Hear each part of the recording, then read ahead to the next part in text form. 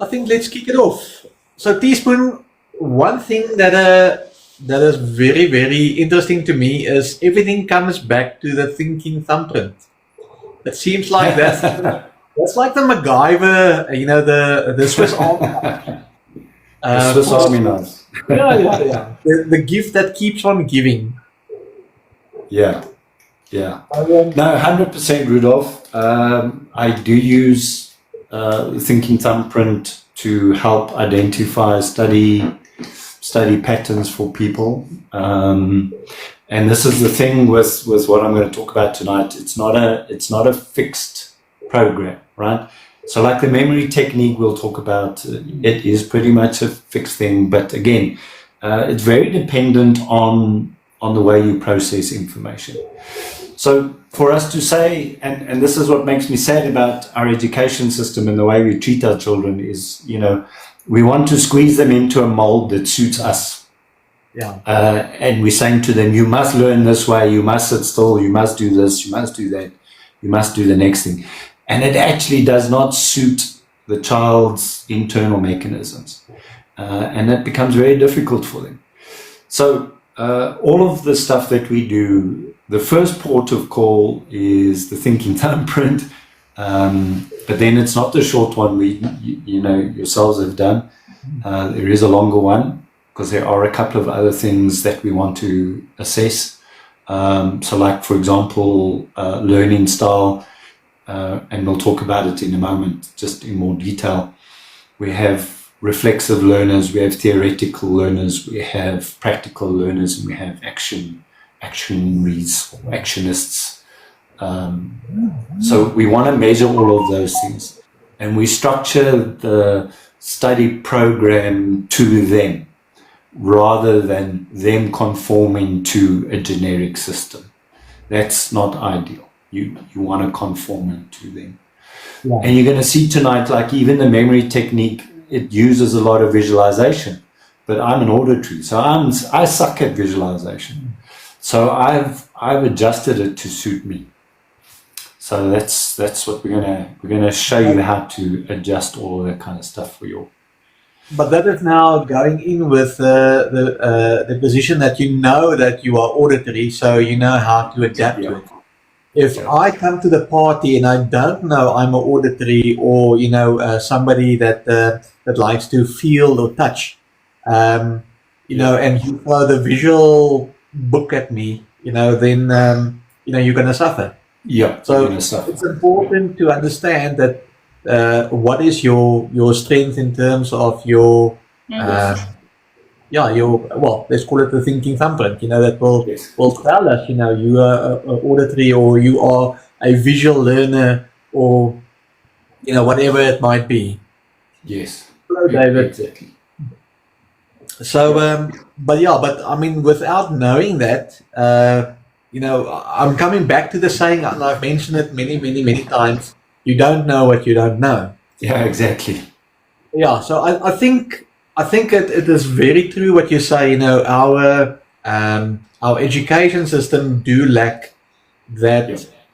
I want to call it that niche insight. Yeah. Because I understand why. You've got like a standard class or grade or whatever you call it these days. I don't know, of 100 or more pupils. Yeah. And how do you teach them? No, 100%. We want to customize personal processes in a mass production world. That's really, really, really difficult to do. And it's difficult on the teachers to adjust to every style that there is. But in saying that, in all the years that I've been teaching, how's it, Jerry? In all the years I've been teaching, I will inevitably incorporate methods like generic approaches that will appeal to visuals, auditories, and kinesthetics. And it's not rocket science. It takes a little bit of foresight and planning, but I'm automatically assuming that I've got all three in the classroom. I don't want to be talking to just one mode.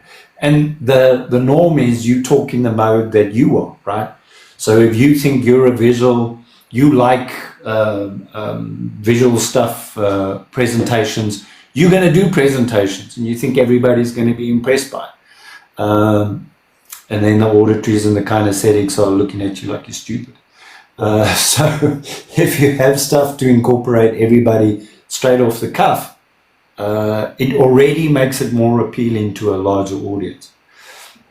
But in saying that, you know, teachers are limited with their resources, so it is difficult for them. Now, and I'm going to say that as a teacher myself, not the teacher as in the profession, you know, I'm not in a school environment, but I mean, I do teach. Yes, no, you're an occupational trainer, absolutely. Yeah. So from that point of view, and I think the session will obviously shine a little bit of light from the educator instead of the pupil. Yes. Also as to what you need to be, I suppose, for lack of a better word, what you need to implement. As you say, you just need to make the assumption that you've got all three types in your classroom. Yeah. Irrespective if you know them or not. And I must say, you know, for me, that's a shortfall that I can immediately see in my environment. You know, I'm doing it as I see fit, but it might not be suitable for you as a student. Yeah. I think it's important, you know, that we realize that and see how we can adapt. Yeah. No, So, 100%. Tspoon, just to clarify, if I've got this straight, you're saying that when you step into a class, you automatically assume that you've got all three types in your class, and you provide generic methods that will apply to all three. So all three types would be able to absorb that information. Yeah. Okay, so this is this something that you then uniquely put together, or that you No, think this is what will I call it? I'm going to say common knowledge. That's not fair, right? So for those people that are interested in this approach, it's going to be common knowledge to them. So it's generic stuff. If you know, for example, visuals are going to be engrossed or benefit from visual material. So that means I'm going to give them notes and I'm going to have an overhead presentation.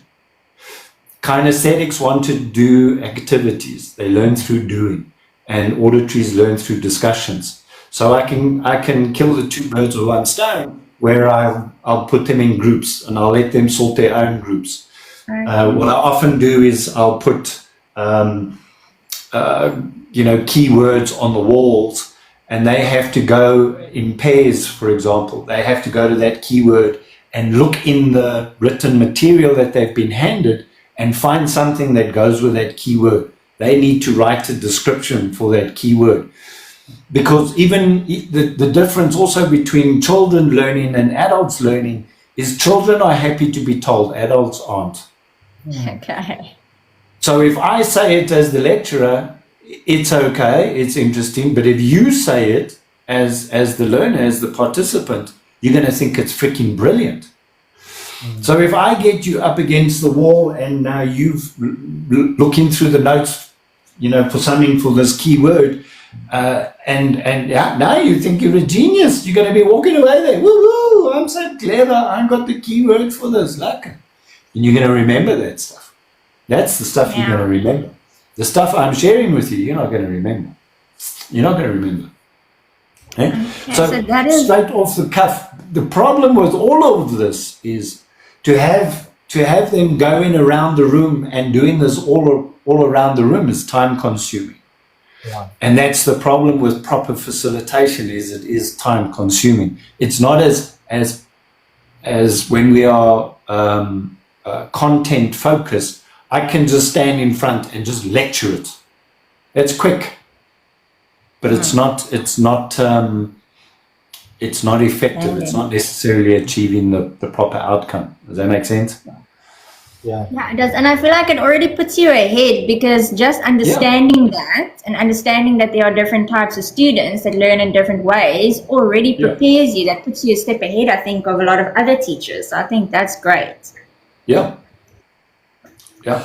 So, And when they come in, I'll also do a thing, because I do a lot of occupational training as well.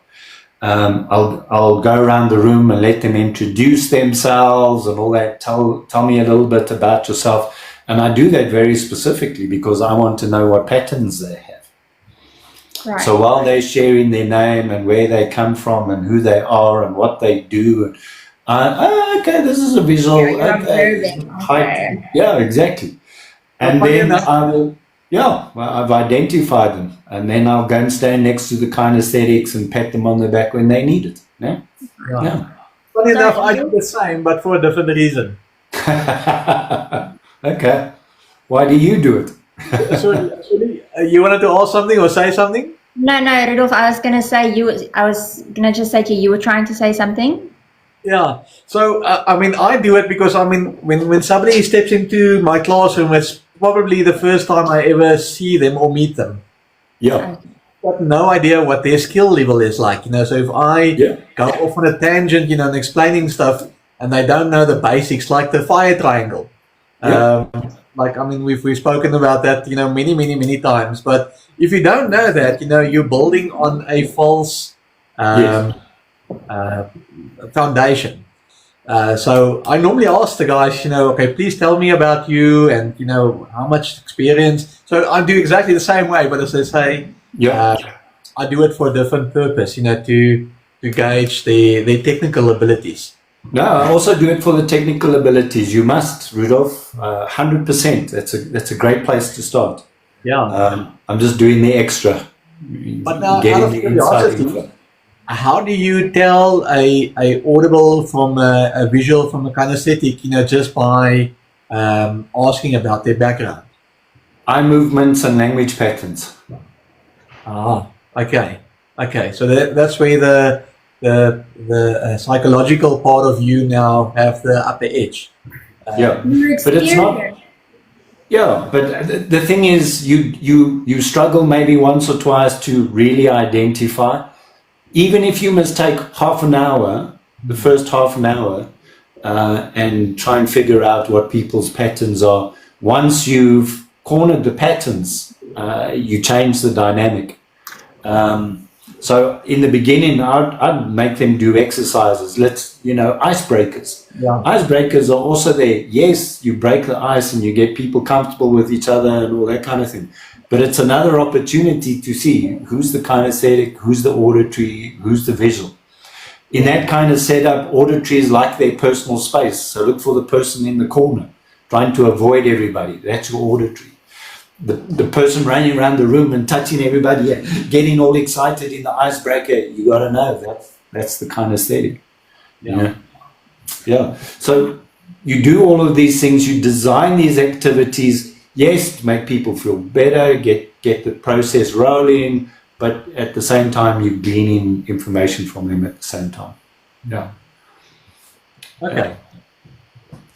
No. Okay, and then would you say that people often know, like if you had to walk into a classroom, and maybe not the case with children, but with adults, if you had to ask them, how do you learn best? Do you think that often people will know?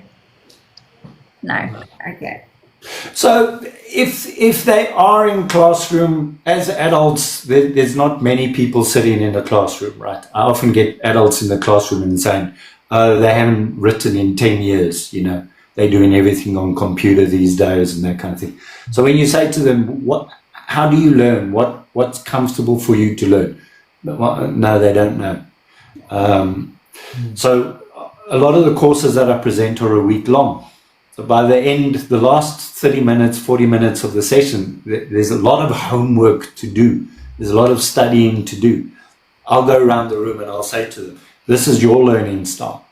And then they're like, yeah, actually, you're right. That is the way I like to learn. How did you know that? So you told me all through this course. What? And then they go home and they apply that and they come back the next day and they say, geez, that was very beneficial. Thank you very much. No, don't thank me. It's just you honoring your own system. And that's the point. Honor your own system. Yeah. Don't try and squeeze into a mold that is not designed for you. Rather figure out what your operating system says, and then you design a system for that, to include that. That doesn't mean, like, as an auditory, I'm not going to say, oh, I'm not going to do visual stuff because I'm not a visual, I don't absorb information that way. Nonsense. It's a case of the more of the senses you can impact, the more you're going to retain the information. Yeah. So there's no excuses to say, oh, I'm not a visual, or I'm not a kinesthetic, therefore I'm not going to participate in those exercises. No, you participate and you'll get the benefit from it. So, incorporate as many of the sensory patterns as you possibly can all the way through the processes. That kind. Yeah. So it starts with identifying how you absorb information, though obviously encouraged to use all the senses, and then you apply a study method that's best suited to that student. Yes. Okay. So there is a process that we have that's a generic process. So the 5R method, there are I don't want to say 5 steps to it. It's not really steps. There's 5 things that you've got to do. But as an auditory, so the first one, it's going to be read, right? So reading is very much a visual activity. You've got to read. But the kinesthetics want to make notes, or they want to walk around the room. So you incorporate being the visual, or you incorporate being the kinesthetic, or you incorporate being the auditory in the reading process. So as an auditory, I want to read aloud, and I try and do character voices and all that kind of thing. So that's what I'll do when I read, right? The readers, like Philippa, for example, she just reads quick. She doesn't, her lips don't move, nothing. My lips move, I'm reading out. It's best if I can read aloud, right? And then you get those others that will follow with the, you do you, bro. You do whatever's good for you, what works for you. That's what you're gonna not compensate. You're gonna flavor the processes with your style. So first step, you're gonna read. But before we even get to that, I wanna take another step back. Ne?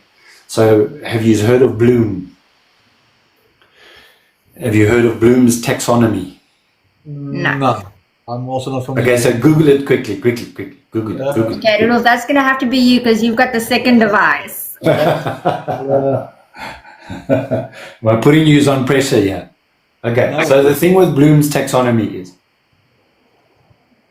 Bloom came along and said, look, there's 6, I just want to make sure this isn't a permanent marker. That's a framework. It's a framework, 100%. There's 6, oh, you can't really see that, can you? No, okay, let me try this. I apologize, so all the light and everything else it's not the usual setup, so I really apologize. Let's see if we can get in there a bit better. Me and triangles, right? So I apologize for another triangle.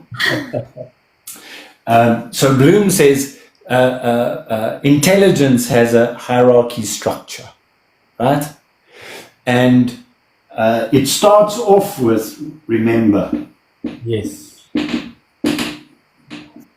Now, you'll see. Well, I need to swap the camera. How do I do that? So if you go to your camera itself, let me just see if I can do it on mine as well. So the third one, where you can switch on and off the camera. The third one next to the microphone is the mirror. I see. Yes. Trapezoid. Perfect. Thank you. Good one. Thank you. So in today's day and age, a lot of teachers will use this as a structure, and then they'll say a lesson structure. Then they'll say they take 3 exercises from this, 2 from this one, and 1 from this one, and that's their lesson plan. So they've diminished Bloom's taxonomy to be a structure for lesson, help them design lesson plans. And there's nothing wrong with that. There's really not a problem. But when Bloom designed it, he said, no, it's a hierarchy. There is structure to the way we get people to a space of intelligence. Intelligence is not an inherent thing. It is a skill that needs to be developed, right? And we develop it by building on the building blocks. So this is literally the first building block, which is remember. So we want our learners, whether adults or children, we want them to focus on developing a healthy memory. So memory techniques are very important. Memory, like playing golf, is a skill that is learned. We learn this behavior. It's not something that is naturally good to everyone. Certain people will have good memory in certain things. I was doing a course last week. It's my favorite question to the kids. Do you have a good memory, yes or no?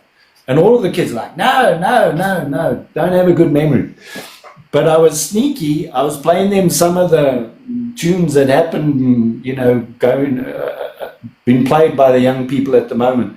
And all of them were singing the songs by heart. And at some point I put the music off and they were singing the words. It was too fantastic. And I was like, so how good's your memory? No, terrible memory. No, that's not true. Your memory is actually very good, where you choose for your memory to be good. You're remembering the words of all the songs. Yeah, the one rattled off. I can sing 145 songs out of my head. Well, geez, that's an amazing memory.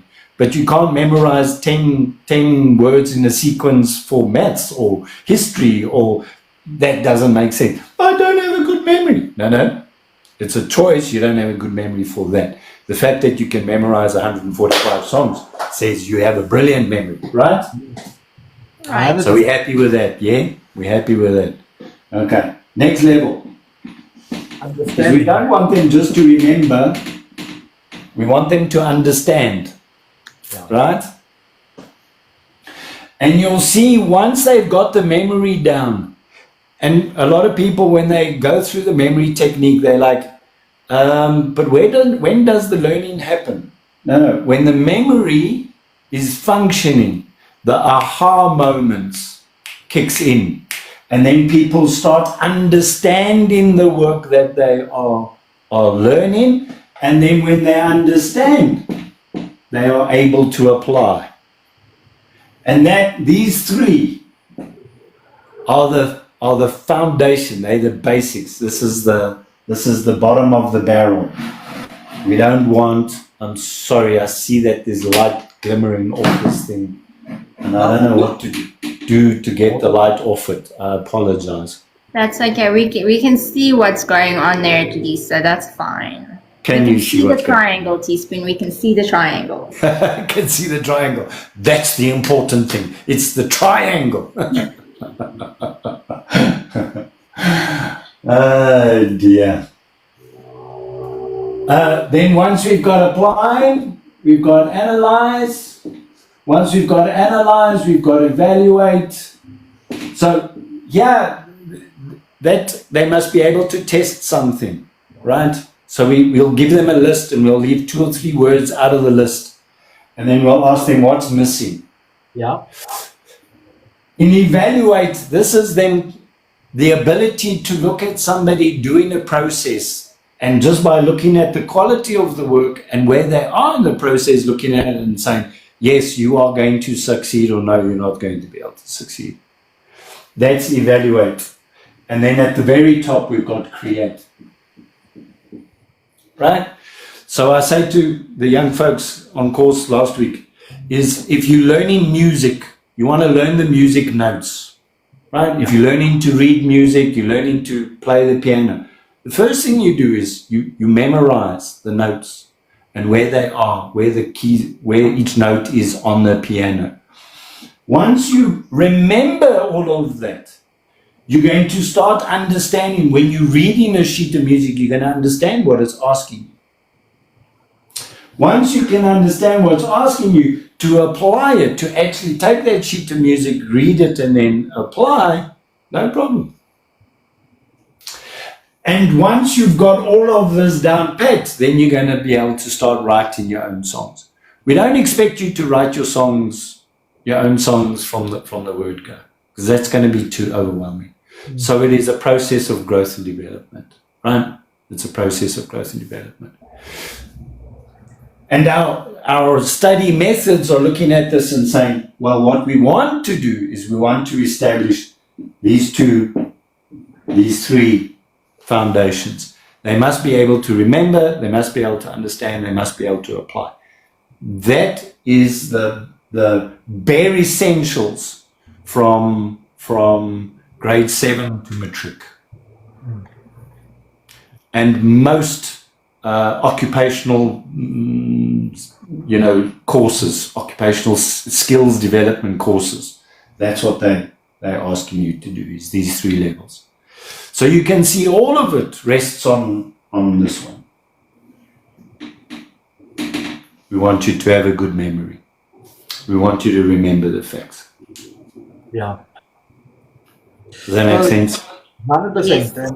And I can see, from my experience in terms of teaching, what you cover through the bottom of the triangle is pretty much what the outcome would be, if somebody attended my class, without having known this architecture or this framework. But the principle stays the same. Exactly. You want somebody to know or remember. You want to understand why they're doing something, and they need to be able to apply that skill set now to do whatever needs to be done. Yeah, exactly. And if he's a supervisor, he must be able to analyze. If he's a shift boss, he needs to evaluate. Yeah. They don't have to create, but the higher the level, occupational level, the little bit more that they need to do. And if you look at Bloom's taxonomy there, Rudolph, it's got verbs that are associated with each of those levels. If you take those verbs, so like with remember, they must be able to list. They must be able to recall a list. Yeah. Right? That's fundamental for this phase. For understanding, there's going to be verbs. For applying, there's going to be verbs. If you design your courses around those verbs, you're going to have a very successful course. People are going to walk off that course feeling empowered. And that's what you want. They're going to feel confident in it, right? Okay. So, if you're a bit of a polyglot, I think some of the discussions you've mentioned that you learn a couple of languages. I think French is one of your languages. Obviously, Afrikaans is another. I don't know how many other local languages you do speak. 2. Okay. So now, if you want to learn a language, how would you apply? So I suppose the remember would be building your vocabulary. Building vocabulary. Yes. And then the understanding would be is to understand how to structure your sentences together. Correct. Because your Latin-based languages would be different from your Germanic. Would be different from whatever the Slavic or whatever other language that you learn. So you need to understand that, and then apply it would be talking the language. Try to communicate with somebody using their native language or whatever common ground you can find with another party. Correct. So that's the 3 fundamentals for learning, let's say, a language. Yep. And all just wrapped in a whole big dose of repetition. Yeah. We neglect repetition, right? Repetition is important. Yeah. Okay. Yeah, pretty much. So the important part now for your auditory, for your visuals and the kinesthetic is building the remember part. Yes. Okay. And then the way in which they remember is going to be different. So the visuals want to see, the kinesthetics want to do, and the auditories want to hear. But what we do for all 3 of them, so we've got one generic method that affects all 3 of them, is we teach them to create images, right? The visuals are going to see the images. The kinesthetics are going to handle it. They're going to physically handle. So it's either drawing it, or if there is something physical that relates to that picture, or it's doing something that relates to that picture. And auditories is about them talking about the picture. So let's, for example, can we do a memory technique? Can we build a memory thing going here? Can we see if we can memorize? Put you on the spot, get you to memorize 15 random words in a row that have got no link to each other, and let's see how well you do. Should we do that? 15 words. Okay. Rudolph, are you down? This is where the rhymes come in, I guess. Me and this, so my board is not fixed, it's very loose. No worries. I've got to remove it, wipe it clean here, so I apologize. It's a bit chaotic today. Okay, so what we're going to do is we're going to come up with a list, right? And then I'm going to give you some time to memorize, and then we're going to test you, okay? And then I'm going to give you a method that will revolutionize the way you remember. It absolutely revolutionized the way I remembered. I have written, using this method, 7 or 8 exams, and only one of them I got less than 100%, and that was because the lecturer refused to believe. So with them I wrote 5 exams, and the lecturer thought I was cheating, and just decided they're not going to give me full marks, they're going to take off 20% just because. And it's a method that just, it works. It works, and it's easy, and I've been doing it, so it's unfair for me, you know, I've been doing it for 30 years, so for me it's old hat, right? For you it's going to be a new method, so it's going to take a bit of practice for you to get into it. But don't worry about that. You'll see. With a little bit of practice, you'll knock us. All right. So we're gonna select a random selection of words, right? Objects in and around the house, and we can start off with something as random as let's do a bed, right? So that's number 1. What else? What about a lamp? Yeah. And I'm leaning against a bookshelf here. Yeah.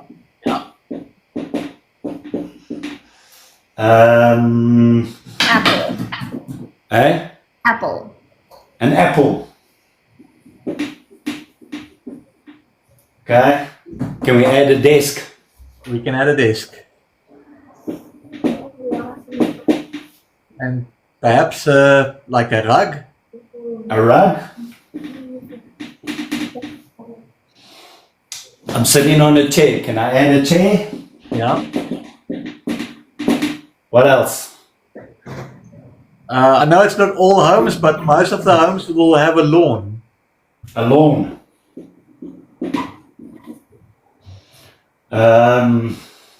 What about some curtains? Curtains, yeah. I sense a theme here. Yeah, we're just picking stuff around the house. We can change. We can put in a dog or a cat or something. You want a dog or a cat? Put in a dog and a cat, yes. Hello, I'm Brian. We'll put in a dog. How's it, Brian? How many we got? 2, 3, 4, 5, 6, 7, 8, 9, 10. Let's do 5 more. There's 10 on the list now. Let's do 5 more. 10's too easy. The average person can do 10, no problem. 15, Okay, the wheels start getting a little bit shaky. What about an alarm clock? What did you say, Ellie? A bottle. A bottle. And the kettle. Huh? The kettle. Kettle. Important.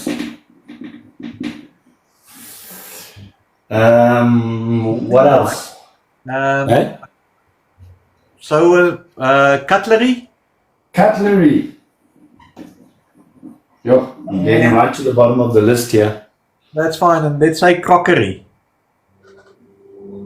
Let's call it a dish. or dishes. Okay. Okay, right. 1, 2, 3, 4, 5, 6, 7, 8, 9, 10, 11, 12, 13, 14, 15. Okay, so without writing anything down, don't cheat, Ambrion. Without writing anything down. Let's see if I'm going to give you 30 seconds to memorize, and then I'm going to give you 10 seconds to write it down. Don't cheat, Ambrion. I'm watching you. Yeah, you would like a laugh. I'm watching you write it down. Don't write it down. You just memorize. Do we need to get closer?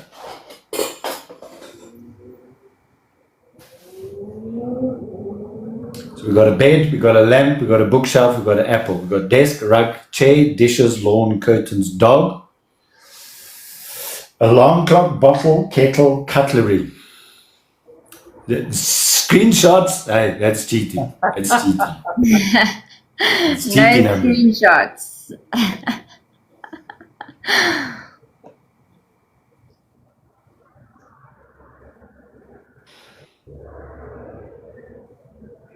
Right.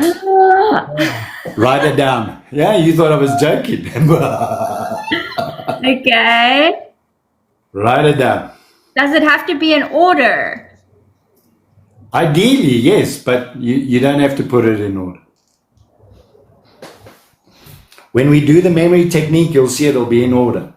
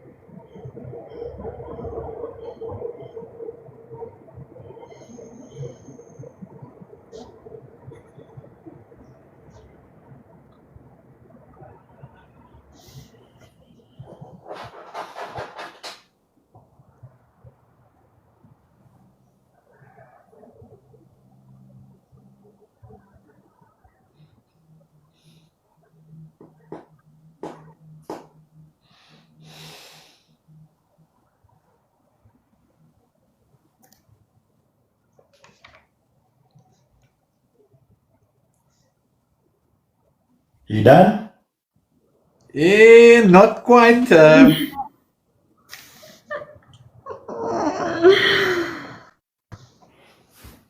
You done, Ellie? I've done what I can remember. Out of curiosity, how many have you got, Eddie? 1, 2, 3, 4, 5, 6, 7, 8, 9, 10, 11. Likewise. And I don't think it's in order. So one is definitely not in order, but I also got 11. Okay, so give us your words, Ellie. Bed, lamp, rug, desk, chair, apple, dishes, lawn, dog, bottle, cutlery. Okay, that was not bad.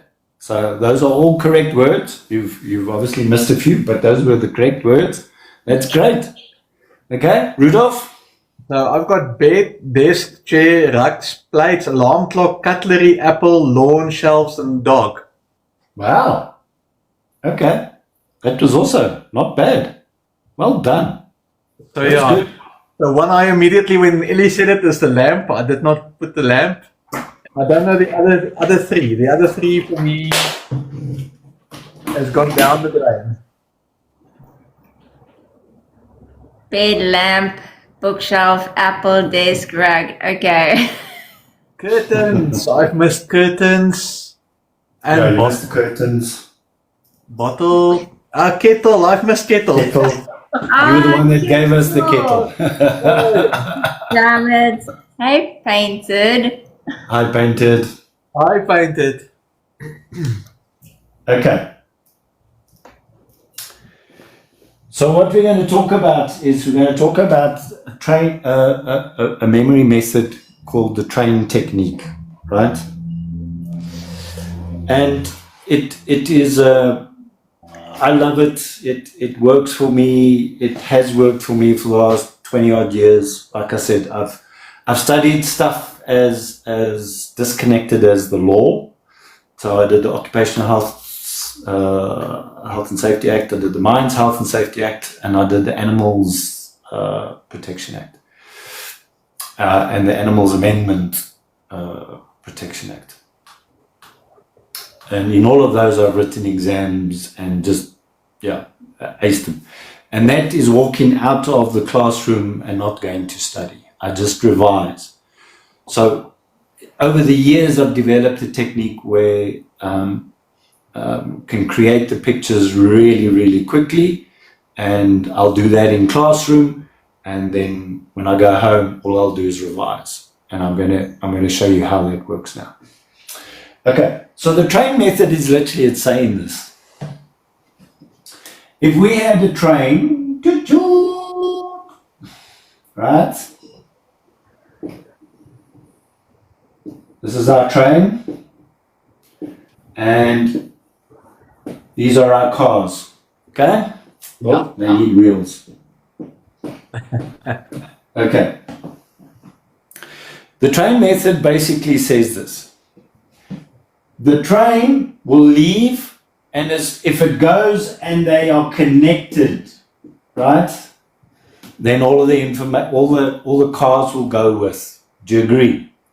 Yeah. But if I disconnect the train from all the cars, if that engine leaves now, it's going to leave those cars behind. Does that make sense? I don't Okay. think.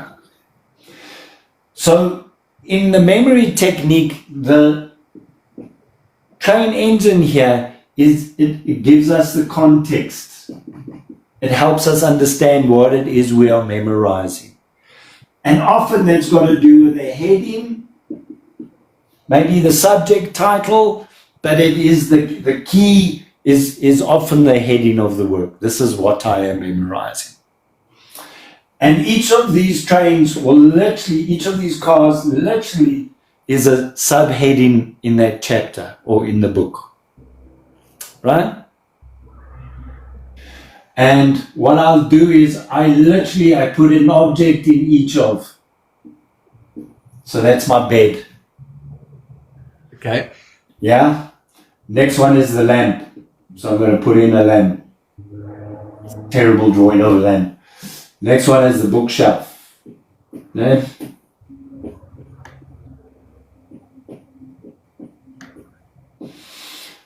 So the thing that happens in the method is I've literally got to take the subheadings and the heading, and I've got to create a picture with it. And I've got to create a picture with it in such a way that the picture immediately makes me think of that heading, and the heading immediately makes me think of the picture. So we've kind of cheated here.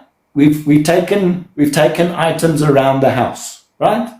Mm-hmm. So we don't have to go and create pictures for them. You've already got pictures for all of these things. Yeah? Easy enough. Okay. And the method, the memory of this works by the fact that the brain loves a thing called association. It loves to associate. It loves to make connections. It loves it. This is a natural tendency of the brain, whether you auditory, visual, kinesthetic, all the same. The brain loves it. It loves it. Okay. So the fact that this is something that the brain does naturally already contributes to the fact that we can use it for a memory technique. The key in association is we need to have links between the engine and the first car, and then the first car and the second. These links is what the brain is using in terms of the association. Okay? And the association can be anything. It can be absolutely anything. So, I'm going to put in detail, right? So let's take the bed. Number one, let's take the bed and let's describe a bed. So I'm going to say it's a king-size bed. It's got a purple duvet cover on it and pink pillows. So it's quite In this association, I'm using colors and size. Okay. Are you with? Yeah. And then what we're going to do is we're now going to describe the next one, which is the lamp, right? So, anybody got a lamp you want to describe? Go for it, Ellie. Beige long lamp. Just a beige long lamp. A long beige lamp. Is it long? How long? Like as tall as me. As tall as you, so it's a floor standing long beige lamp. Lovely. Okay. And what we're going to do with that beige lamp is we're going to give it 2 lampshades. So here we've got a long base with 2 lampshades. Do you know why it's got 2 lampshades? Because it's number 2 on the list. Because it's number 2 on the list. You've got it. Okay. You've got it. Number 3, it's bookshelf. Right. Rudolph, your turn to describe the bookshelf. Okay, so it is a wooden bookshelf with 3. Right. 3 tiers. Yeah. Like a pine wooden bookshelf. Like a dark wood. A dark wood. Yeah. Lekker. Yeah, and maybe doors that can lock. With glass panes. But it's Okay. got 3 levels or 3 tiers. Beautiful. Okay. So we've got a dark 3-shelf bookshelf, dark wood with doors. Did you say glass in the front? Glass panes. And we can lock it. It's lockable. Yeah. And you did the 3 shelves because it's number 3 on the list. Is that right? You see, you've caught on to this very quickly. Very, very quickly. Very, very nice, Peter. Okay. Now what we are going to do, Peter, is we are going to now connect these 3 to each other. So, okay. Yeah, our context is a list of household items, right? So we're not going to worry too much about our context. It's a memory technique. That's all we're saying for that. But what we're going to do with the bed and the lamp, we must now connect them. So what we're going to imagine is we're going to take the bed. The bed is standing on one leg and slowly turning. So now I've not only got a king-size bed with a purple duvet and 2 pink pillows, it's now also balancing on one leg and it's slowly turning. But standing in the middle of the bed is this tall beige lamp with 2 heads. Tall lamp standing in the middle of the bed. Okay, so what I've got now is I've got the lamp touching the bed. That's the connection. That it is touching. That's the connection. Right? Are we happy with that? Yeah. Okay, now we're going to connect the bookshelf to the lamp. We don't have to think about how the lamp is connected to the bed now. All we're doing is connecting the bookshelf to the lamp. That's it. How can we connect them? Well, the lamp is standing on top of the bookshelf. The lamp is already on the bed, so it can't be on the bed and the bookshelf. So the bookshelf must be touching the lamp now. So maybe the lamp has got a big base and it's got a button, a foot button switch, but that switch is the bookshelf. So now I'm connecting the 2 by making the bookshelf a part of the lamp. Can you see what I'm doing? I do. So we're building it into, right? So we've now got the bookshelf. The switch for that lamp is the bookshelf. Great. Now we've got an apple. Describe the apple, Ellie. A green apple. It's a nice Granny Smith green apple Yeah. with dew dripping off the side. Yep. And it's got its stalk and a leaf. Ideal for drawing, right? Okay. Let's connect it to the lamp. In the middle where the 2 lamps are, it's got a little point. And the apple is on that point.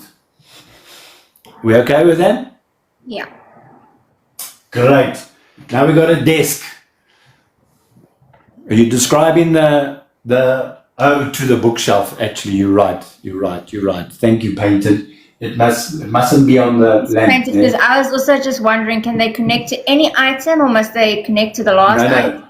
It must connect to the last item. Okay. So we said the Plug. it's got handles and it's got a lock, ne?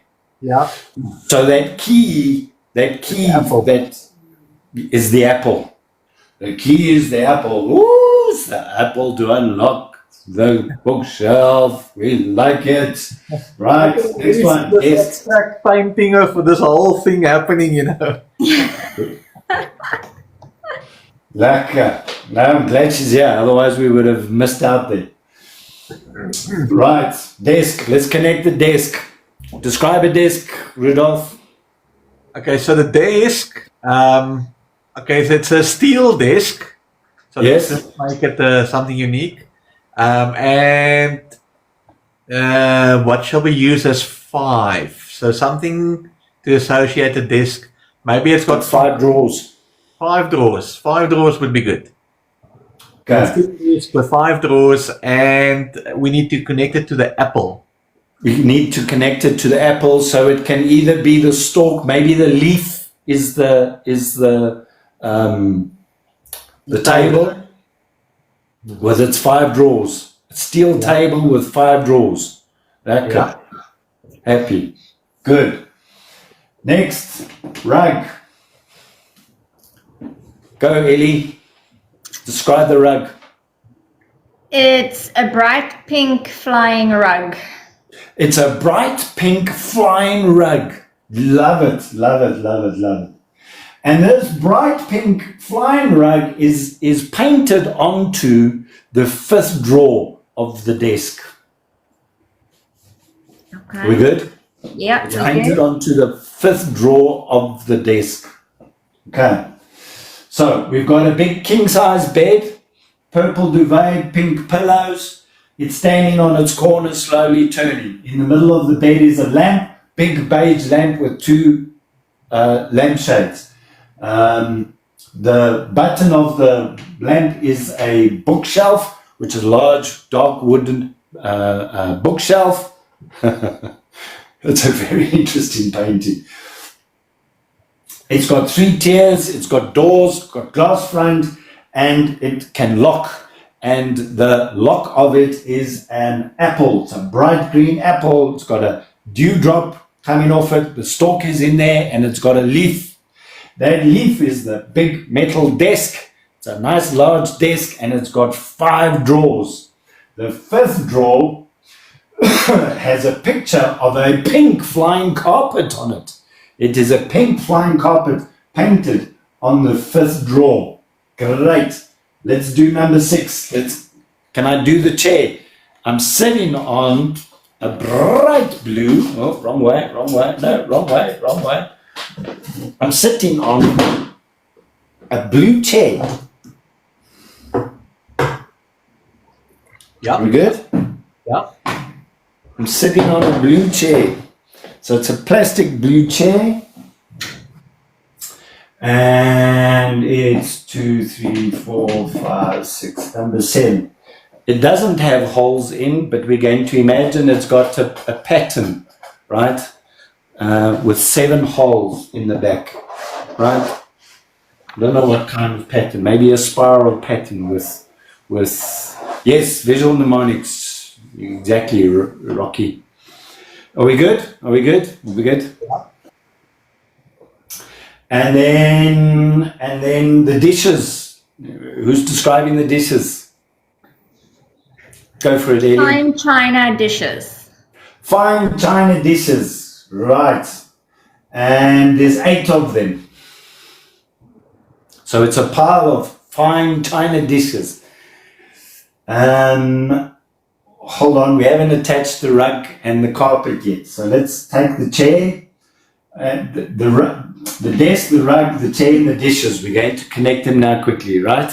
Yeah. So we're going to say the rug was painted on the desk on the first drawer. Is that right?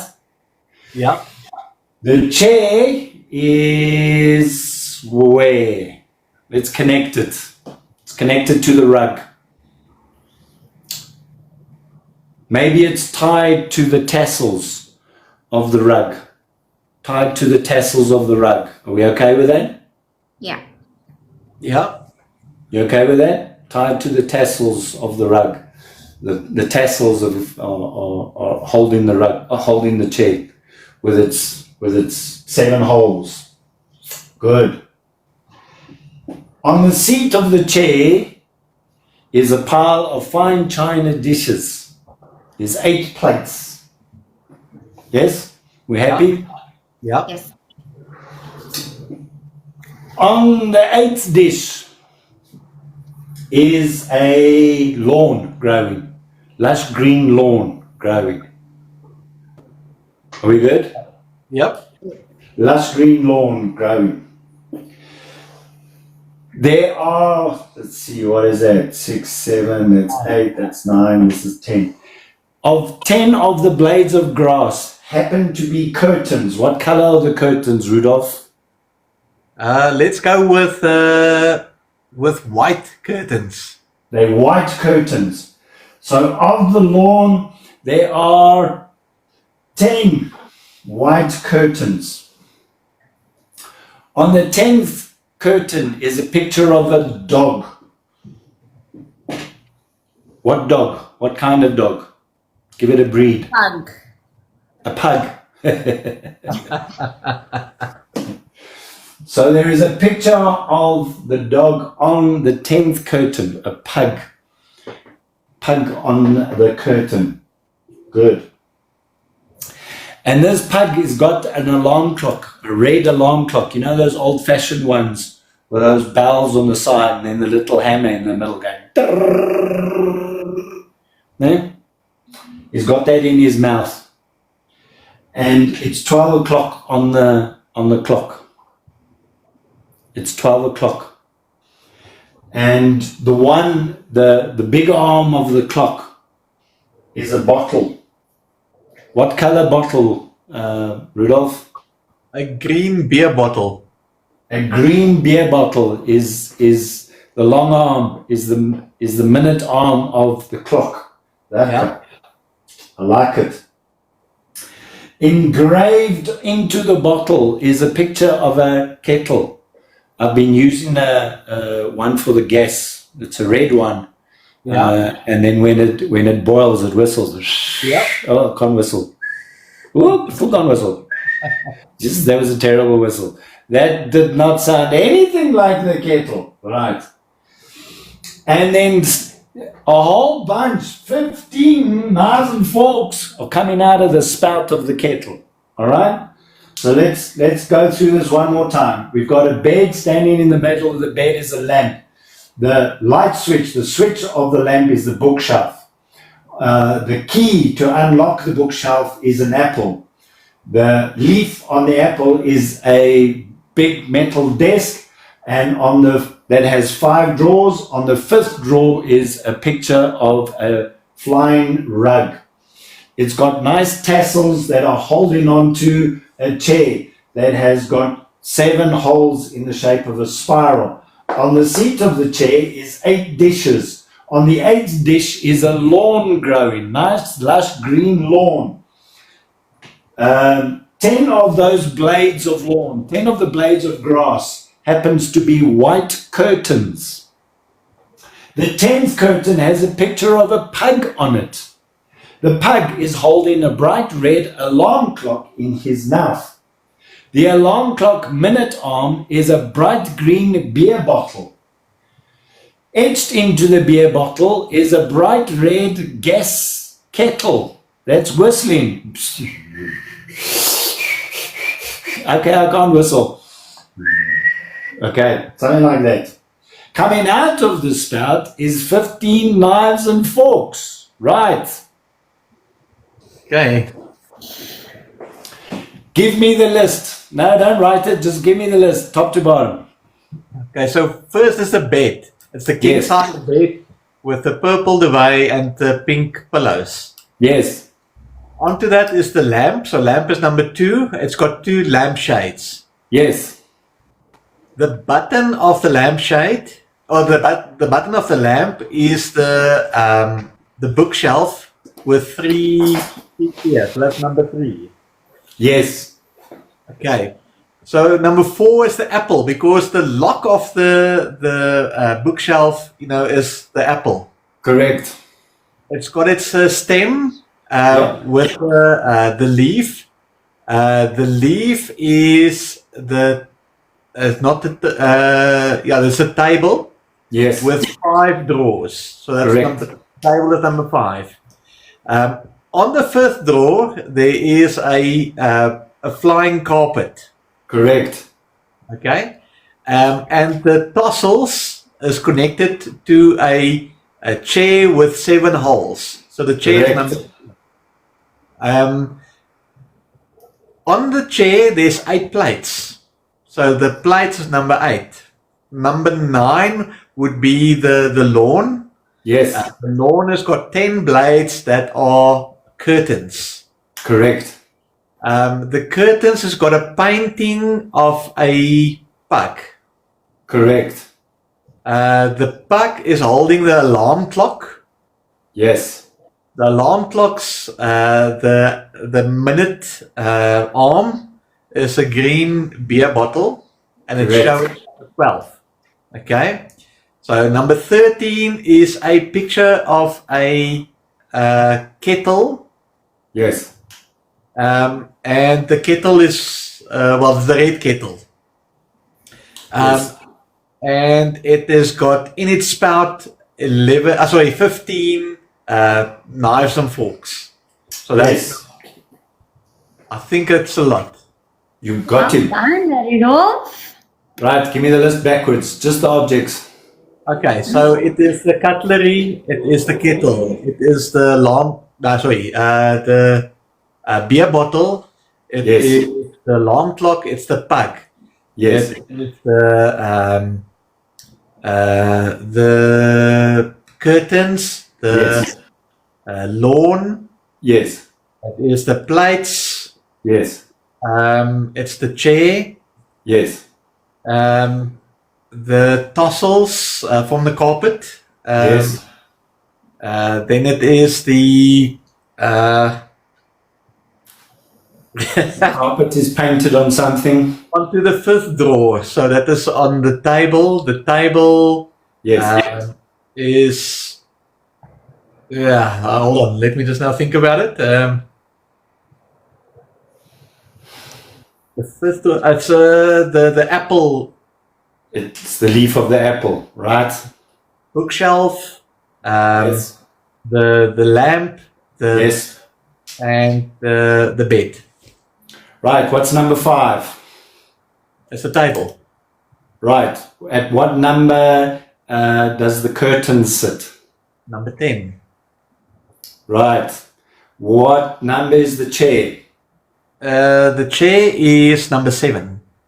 Right. What's at number 3? Is the shelf.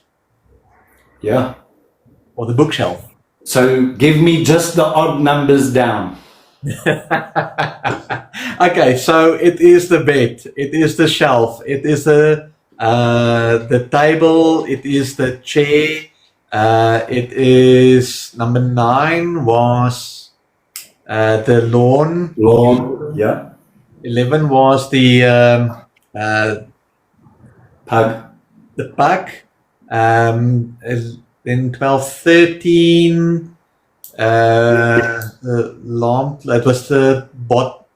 Beer bottle. Yeah. And then 15 was the cutlery. Right. Good job, Rudolph. Well done. Pierre says, give Rudolph a bells. Yeah, absolutely. Yeah. That So what we do is we teach the kids to do this. Eh? Well done, Rudolph. That was awesome. Thank you. Well, thanks for explaining this. Yeah. And it doesn't matter how long the list is, right? You can make it as long as you want. And each one of those objects can become the train cart or the train engine. And then you can veer off. So like this one can become the engine, and then you can have a list of stuff underneath that. So it becomes like a picture mnemonics mind map, if you want. In December, I did a 100-word challenge. It was just for videos for TikTok. I did 100 words, just random words and concepts. So not just even random objects, 100 words and concepts. Okay? 100. 100. That's impressive. Yeah. Yeah, Hugo was actually just in here a couple of minutes ago, and he said when he was a kid, his mom had someone help him with something like this, and he says to today he can still remember the whole thing. Yeah. So yeah, it is. It's very impressive. Yeah, works really well. And what I do in my classes is, if I've got lists for them to remember, right?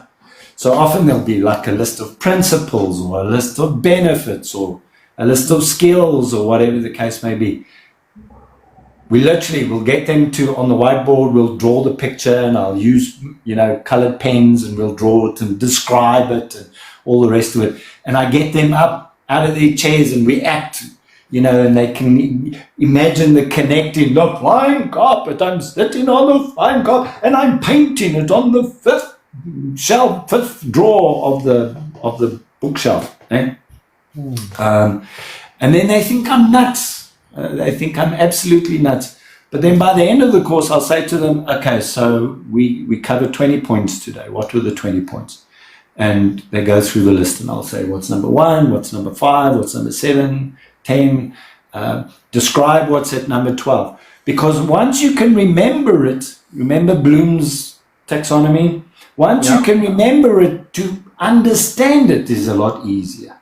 Yeah. Then it's facilitating the understanding. Then to apply it becomes a lot simpler. If we're talking about steps that are related, one step follows the other. If you convert each step into a picture, and this is the hardest thing about the mnemonics, is creating a picture of it, but that it must ring true. When you think of the picture, you think of that heading. When you think of that heading, you think of the picture. That is the hardest part of the whole exercise. Not that it's hard, right? Doing stuff with Lee, he just throws out those pictures, and creates a story with his. So his is a little different, which is a very acceptable method as well, right? You can create the story. Man gets out of bed, switches on the lamp, goes to the bookshelf, takes an apple, goes and sits at the desk to eat it, rubs his feet on the warm carpet, and gets electric shock from the chair. You can do that as well. That if that works for you, you're welcome to try that. For me as an auditory, I can't do that. I can't do that. Literally, what we've done now is the way I would work through a list of stuff.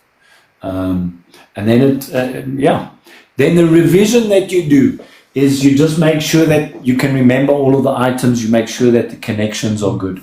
There's only 2 connections you can't do. So you'll notice at a point Painted said the desk must be the seeds connected to. But the seeds are inside. Eh? As soon as you put something in, I just want to get it across, yeah? If I put it in,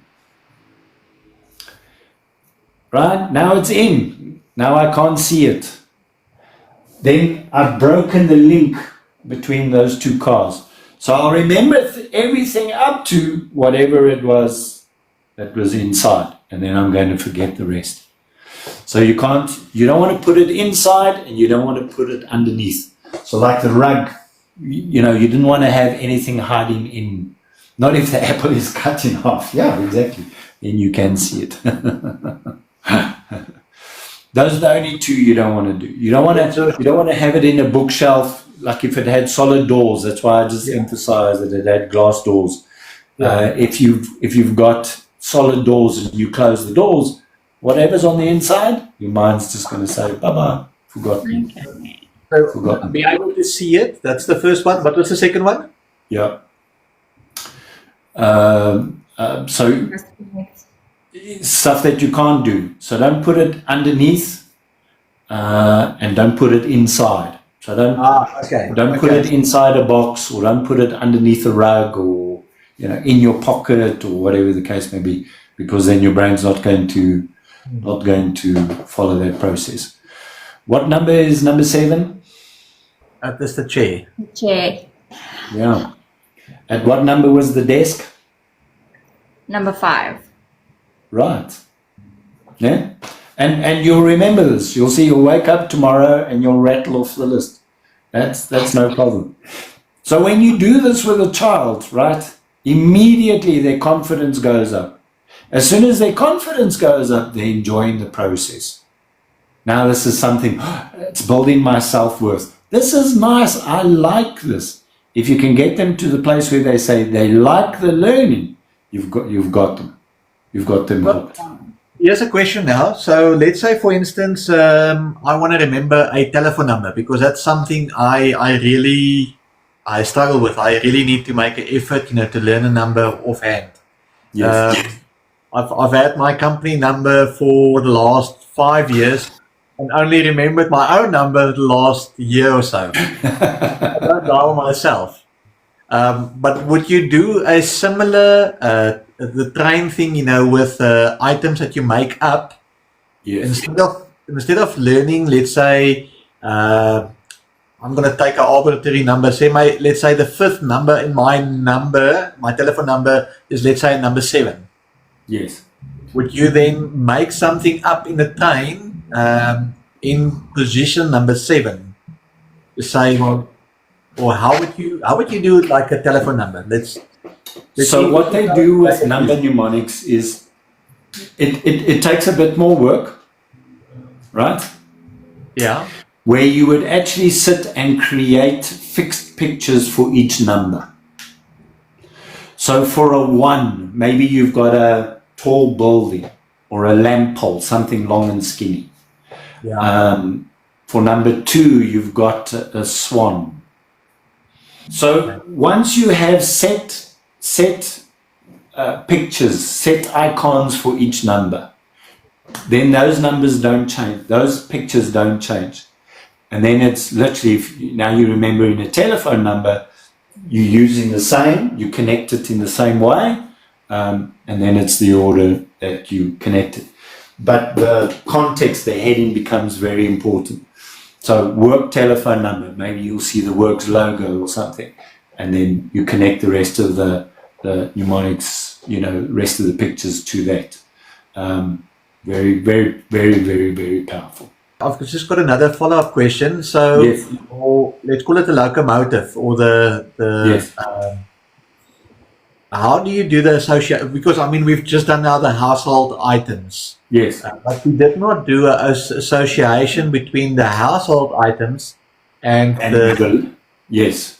candy. So if, like for example, when I'm on course, I actually teach them like the 12 critical outcomes of education. So the 12 critical outcomes is the heading, and I will literally make a picture out of that. Okay. So literally, like the one that I use, the 12 critical outcomes, I use a clock, an alarm clock, with the bells, and it's red and it's ringing because it's 12 o'clock, and the alarm, it's critical. So you will start the heading with a picture of sort.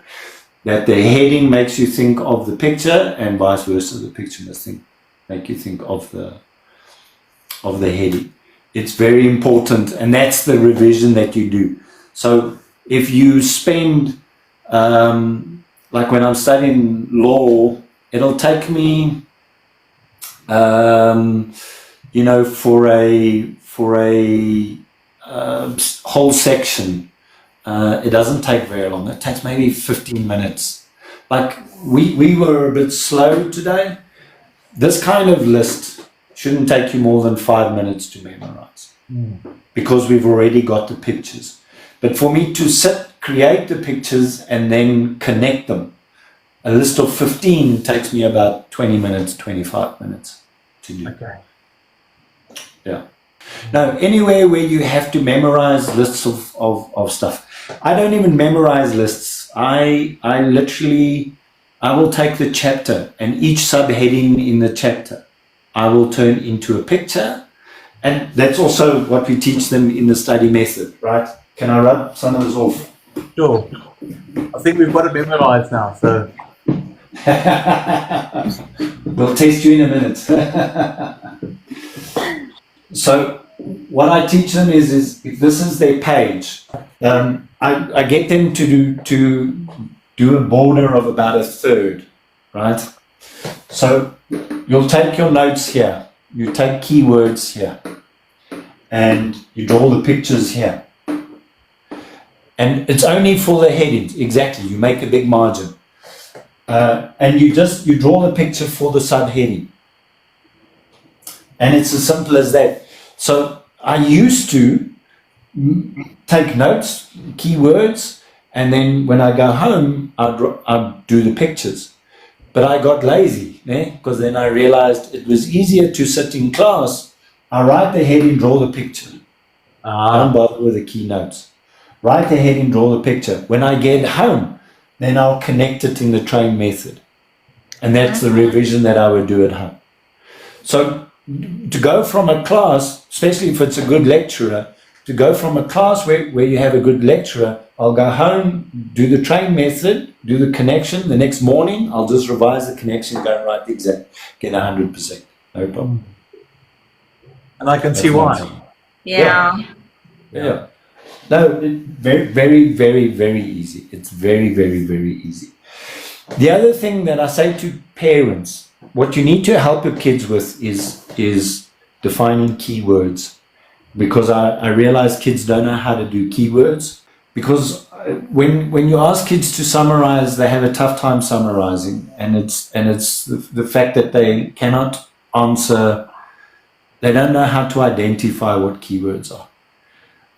This is, last week we did a course with some of the neighborhood kids, and the light that went on in their heads, I talk about the 5 fat aunties on the bench. Do you know the 5 fat aunties on the bench?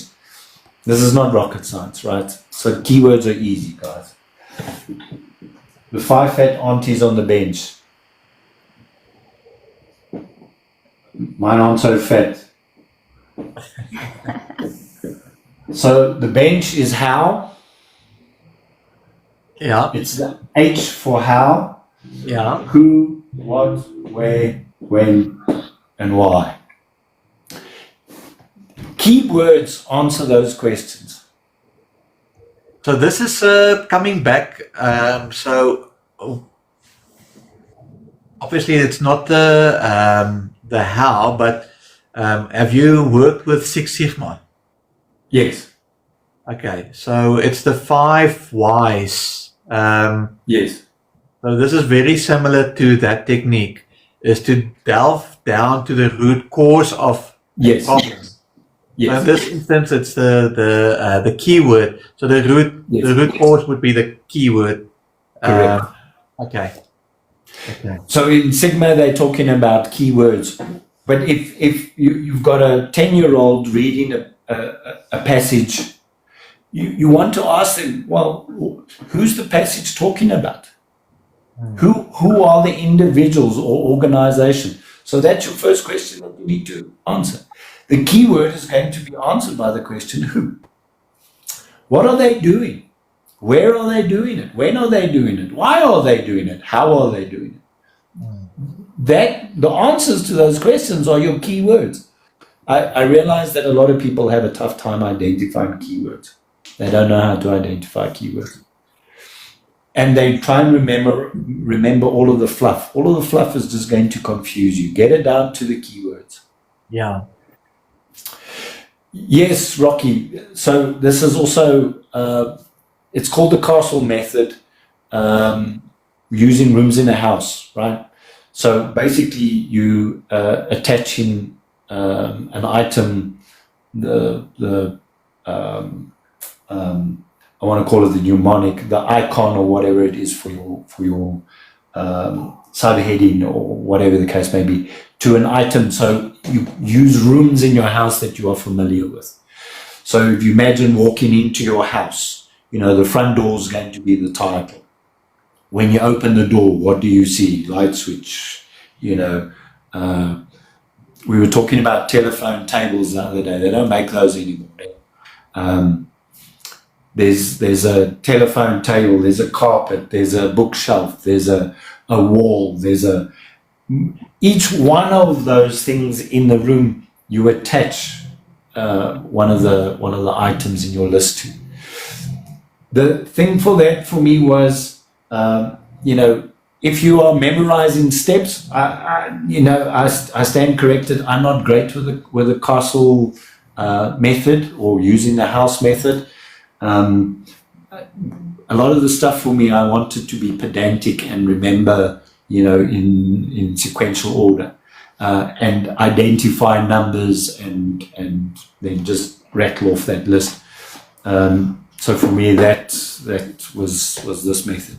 Also, very powerful method, works very, very well.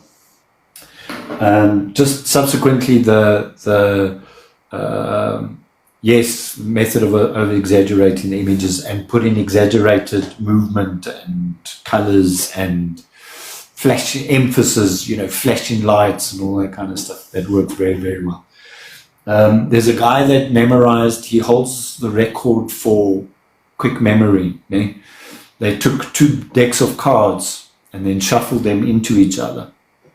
And he took them and he put them face down. So he dished them, just like that, face down. And as he was dishing them down, he memorized them. Oh, wow. It took him 4.5 minutes to remember 104 cards. The order, not just the cards, the order. Oh my goodness. How fast do you have to think to be able to build a memory to all those cards? Wow. Make that association. Yeah, and it's all through association. And that's literally how he uses. So I don't know if Lee's still here, the Zito run. I think Lee could do that. I do think he could do that. He was incredibly fast the other day. It was quick. Even one of the kids on the course the other day. So I push them, right? I get them to now memorize the 12 critical outcomes of education. So they've got to come up with the pictures and memorize it. The one girl there, she did pictures for it and memorized all 12 in 4 minutes. And I was still expecting, it to be a 10 or 15 minute process. And she was like, oh no, okay, she's done. I was like, what? No, can't be. And she rattled them off. And I was like, wow, that took you all of like 4 minutes. She's like, yeah.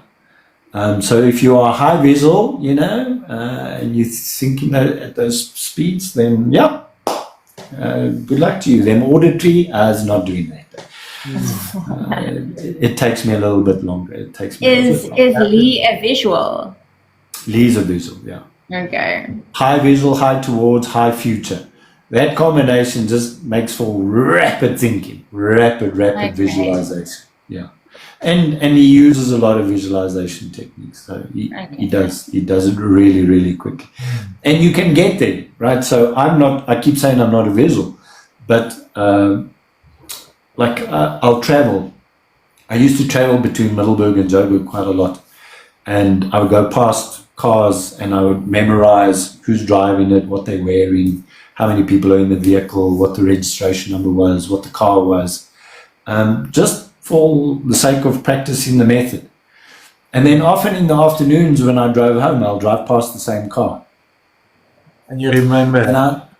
And I'll often drive past the car and I'll say, oh, he's dropped off somebody, or he's collected somebody, or he's taken off his green jacket. And people look at me as if to say, what are you talking about? Yeah. No, we went past this guy this morning and he was wearing a green jacket and he had 2 passengers. Now he's only got 1 passenger and he's not wearing his green jacket. His green jacket's hanging over the back of the back chair. So, Yeah. And how do you know that? Well, I memorized the car and the registration number and who was in the car. So, yeah. And the more you do it, the more you'll be able to do it. Right? because if we know that the basis of creating and evaluating at the foundation is remembering, then we need to work on the remembering skills and ability. So that's what we want to do. Okay, so let's talk very, very quickly. I don't want to rub this board down because then it's going to wet it again. Right? So I've got a 5R method, right? So we've got 5 R's. We said just now, the first is read. Yeah. You want to read it. And what I make them do is I make them read. You start reading the chapter, you read just the headings. So that's all you do, you read just the headings. But once you are reading it, you got to answer the questions. What is this section about, just by what the heading is telling you? So you want to have some kind of understanding. You don't want to just read it aloud. You want to read and say, okay, what can I figure is going on in this section by the headings? Then you go back and you read the introduction and you read the conclusion. You're going to pick up, because often in the introduction they'll tell you where they're going, and in the conclusion they'll tell you where they've been. So read the introduction, read the conclusion. What are you getting out of that? Can you answer key questions? So the five fat ladies sitting on the bench, can you answer those questions?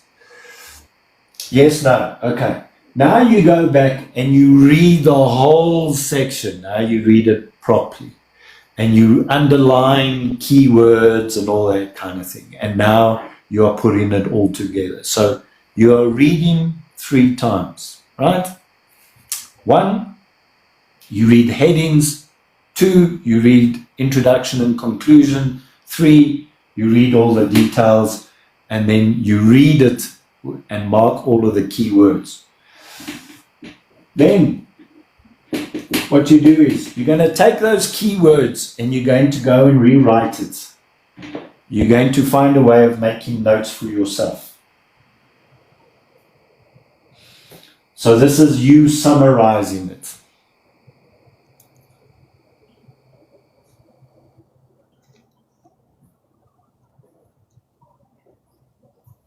You rewrite the headings.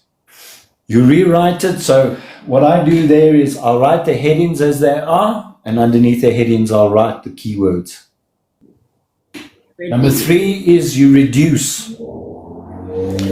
So in reducing, what I'm doing is I'm taking all of that information and I'm squishing it into an icon. This is where I create the pictures. And what I want to do in that picture is I want to create that picture in such a way that when I look at that picture, I immediately think of that heading, that subheading, and as much of the information as possible. And we saw with the way we did this, we can build in the numbers, that kind of thing. So you want to, in that picture, put as much as you possibly can, right? And the test is, when you draw the picture or you think of the picture, are you able to say the heading or the heading with some of its keywords underneath? If you can't do that, then there's no point in putting it into the train method, because you're not going to record the work anyway. Do you know what I mean? So it's very important that when you are connecting it or when you are reducing it, you're reducing it in such a way that it makes sense to you. These do not have to be great drawings, right? I do stick drawings, but I'm talking myself through it, like with the bed, and I'll give it the colors and odd colors and movement and all the rest of it. That's the stuff the brain likes to remember. It's going to remember it. No problem. No problem. Recite is when I then connect it all into the train. So I first spend some time, and out of all of this, I think these 2 steps here take the most time. The rewriting and the reducing takes the time. reciting, I'm putting it into the train method, and then I will, keeping in mind short-term and long-term memory. How long is your short-term memory? 2 seconds. So what we teach them is you can't cram the night before and then go to bed for 8 hours, because your short-term memory effectively works for 8 hours. If and only if you hear nothing else in between. So to rely on short-term memory is not going to work. You need to put the stuff into long-term memory. Okay. So by doing this, if you do these 3 on day 1, these 2 on day 1, this one on day 2, and this one on day 2, you already stretching it over 8 hours, longer than 8 hours, and you start drawing in your long-term memory. And then once you start reciting, if you're doing it in the train method, then you can do that as often as you want, as frequently as you need to. I say to everybody, if you then do it once a day leading up to your exam, or once every second day leading up to your exam, you'll be fine. And then the last R is review. So how often do you need to review it? I mean, for your long-term memory to be built, obviously you need to repetition. Yes, it is a bit of repetition. So in terms of the reciting, if you can do this list, and I mean, I rushed you tonight, right? I rushed you tonight. So let me just get in the way, right? So give me the list. Okay, it was the bed. Yeah. Lamp. And then it was the I'm shelf. actually just trying to write it down to see if I can remember it. Yeah, No, bookshelf. carry on. You started. Carry on. The apple, the table, the carpet, Yes. the chair, Yes. the plates, Yes. the lawn, Yes. the curtains, Yes. the pipe, Yes. the alarm or the alarm clock, Yeah. the bottle, the kettle, and the cutlery. Isn't. So I rushed you, right? So if you did this once or twice a day, I say to people, start studying depending on how much you've got, right?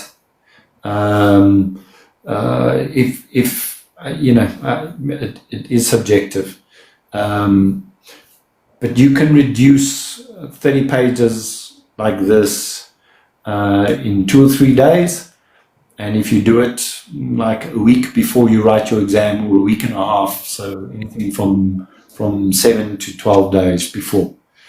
So day 1 and day 2, that's what you do. Day 3, day 4, day 5, day 6, that's what you do. Day 7 you'll review, day 9 you'll review, day 11 you'll review, and then the morning before you write the exam you review. And then what you review is you review when you think of your picture, does it make you think of your heading, and vice versa? So you review the pictures, then you review the connections. Those are the 2 things that you review. I'll say review a 3rd thing. If you can remember the keywords under each of the headings, then you're fine. So for me to remember the Occupational Health and Safety Act, it took me 4 days to memorize the entire act. That is impressive because it's quite a long. It's a long act. With its regulations, it's quite long. Yeah, 4 days. But I sat in class and I made the notes. I drew the pictures in class, so that was easy. I had a fantastic lecturer, and that's what we did. So that's the 5 steps. And if you combine it with the train method, you're laughing. I'm gonna try this with my kids for their studies. So what I've got there's two things as well. Is when you are preparing your kids to study, it's not just about the actual study method, right? They've got to understand the intention. So before you even go and study, sit down and set an intention. I'm sorry for the banging here. I really am sorry. The intention is you want them to come up with a reason why you studied. And they're like, what do you mean, why am I studying? Why are you studying? Why are we studying this? And they need to come up with the reasons why they are doing it. Do you want to do well? Do you want to do well in this test? Do you want to do well for the year? Do you want a nice job? And make them think future as well, right? So what is the intention? What's the reason for? Part of that intention must include how long are they going to study for. Don't sit them down and make them study and they have no clue how long they're going to be there. Not fair. 25-minute sessions. No more than that. You're wasting your time. Okay, I'm going to write that down. 25-minute sessions. I'm going to 25-minute sessions, and then you break 5 minutes. But whatever you do in your break, you can't stay at the table and do work. You got to go and do something else. Yeah, you need to do it. Yeah. So Go and do something else. I've also heard, if you, let's say, you're working on something or learning something, and please correct me if I'm wrong, that 5-minute break, you can do another activity. So you don't have to, physically get up and, go somewhere else, but you just have to break from what you're busy doing. Yeah. So the group last week, they were all a bunch of teenagers. They're like, can I use my phone then? Can I get on WhatsApp and talk to my buddy? Yeah, sure. As long as you're not talking about what you're studying. Yeah. You're not allowed to engage with the work at all, right? So, and then you can do an hour and a half. So what we also teach them is you must do an hour and a half worth of study a day over and above homework. Okay, that's a tough one because I recall my high school days. And university was not that big of a thing, but high school I remember a hell of a lot of homework, and that kind of for me destroyed the love for a certain subject. Yeah. Which subject? Maths. Yeah. So we had those thick textbooks, and my teacher, he was a firm believer. Every exercise in that book is there for a specific reason.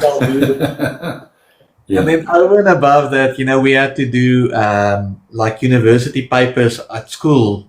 We had to do university stuff as well. So it was just, for me, it was just too much. It broke my love for the subject. Yeah. No, I understand that. The reasoning behind it is if you do an hour and a half a day of studying, when it comes time for exams, you're not going to have to change your schedule. Then you're going to be so well prepared and equipped. All you're going to do is revision leading up to your exams. And then while everybody else is stressing and panicking, you're gonna sail through. Yeah. So less than grade 9, I would say if you do 45 minutes to an hour, I think that's more than sufficient. But the higher, an hour and a half. An hour and a half. Yeah. And the closer you get to the exam, then the less you are doing new study work, the more you're doing revision. And that's what you want, is you don't want to get to exam time and then you hit flat panic mode and then you just, because that anxiety is not going to do anything for your memory. So this is not, study methods is not just about studying a week before the exams. This is about utilizing your time effectively all through the school period, whether that's a term or a year or whatever the case may be. Let's use it effectively. Scenario.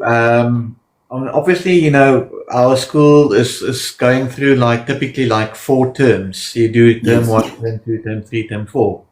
So let's say whatever you learn within the first week of that term, doesn't matter which term it falls under, then you start building your trains Yes. for whichever subject you're doing. Yes. So then you do that, let's say, and every 10 days or so, just do a review of, Do a let's say, review. Yes. Correct. the first week's a train, and on week 2, you do week 1 and 2, week 3, 1, 2, and 3, and so you build your train leading up to the exam. Correct. Happy with that. Very happy with that. A couple of things I want to add to that, Rudolph. One is when you rewrite, when you make your notes, do them neatly. Yeah. Draw neat pictures. So I keep 2 notepads, a rough work one and a fancy one. So the rough work one, it's just for me to plan it and sort it and all the rest of it, and then I'll draw it into the notebook nice and neatly. Because those notes I keep for the entire year. So that I don't have to redo the notes. I'm going to be studying off those notes at the end of the year. That's actually, I think I'm going to do that for the kids as well. Yeah. Because otherwise it it is just- a bit messy, so that's a good idea. It's very messy. And if I've got a picture for a heading, it's always going to be that picture for the heading. I don't want to be changing it. Because the thing about memory, me and the whiteboard, right? The thing about memory is I often say to people, think of it like a watering hole, right? So if we could take an aerial photo of a watering hole, you're going to see where the animals come in The footpaths. on footpaths, right? And that's the thing about memory is it's well-walked footpaths. It's well-used paths to the same information. It's the same path to the same piece of information. So that incorporates the way you make the notes themselves, the pictures, and even the colors that you're utilizing them. Don't swap and change it. Keep it the same. And that goes the same for your study environment. Your study environment must stay the same. Don't make changes there. Keep it consistent. Not sitting on a bed. One of the things that I wanted to say is, we learnt at school, right? I don't know if you can see all the chair and everything else, right? We were told at school, sit with your bum as far back in the chair, put your feet flat on the floor, sit up straight. Why? Why were we told that? Because this position is a physiological switch that says to the brain, yay, here comes facts and figures. So do it. Sit up straight. Put your feet flat on the floor. Do it. Do it with me. Put your feet flat on the floor, sit up straight. Right? Now, this is facts and figures. So, this is good to learn facts, history, maths, science, right? Now, what I want you to do is, I want you to slide your bum. And as you slide your bum, I want you to feel what's going on inside it. You're going to slide your bum to the edge of the chair. Oh, it's like... Did you notice how slow That's a relaxing mode, yeah. That's relaxing mode. Yeah. This position is a physiological switch that says to the body, brain, feelings, I'm in my feelings. So this is a good position to study poetry in. Okay? So now we're going to go back to the previous position. As we do it, I want you to be aware of what's going on the inside. So like the lights come on, and then suddenly you're like, hey, what's going on? This is why our driving seat, hint, those in the FYP, should be like this and not like this. Because you don't want to be driving on feelings. You want to drive away. Yeah. Can you hear the difference in the tone and the speed? Yeah, we calm and relaxed and slow. And that's how we're going to respond. Where here, it's about the speed. So if if I teach myself, and it's going to take a bit of practice, right? If I'm teaching myself to be in this position, then the brain knows, okay, here comes facts and figures. If they are active kids, if they're ADHD oriented, and they want to get up, run around, I use whiteboards. I go through flip chart paper like you can't believe, because I can't sit in a chair. I've been studying today, new stuff, and today, now, on this live, is the first time I've sat down today. I stand the whole time. I walk around, I get active, I'm involved. If they're active, if they're hyperactive, let them get busy.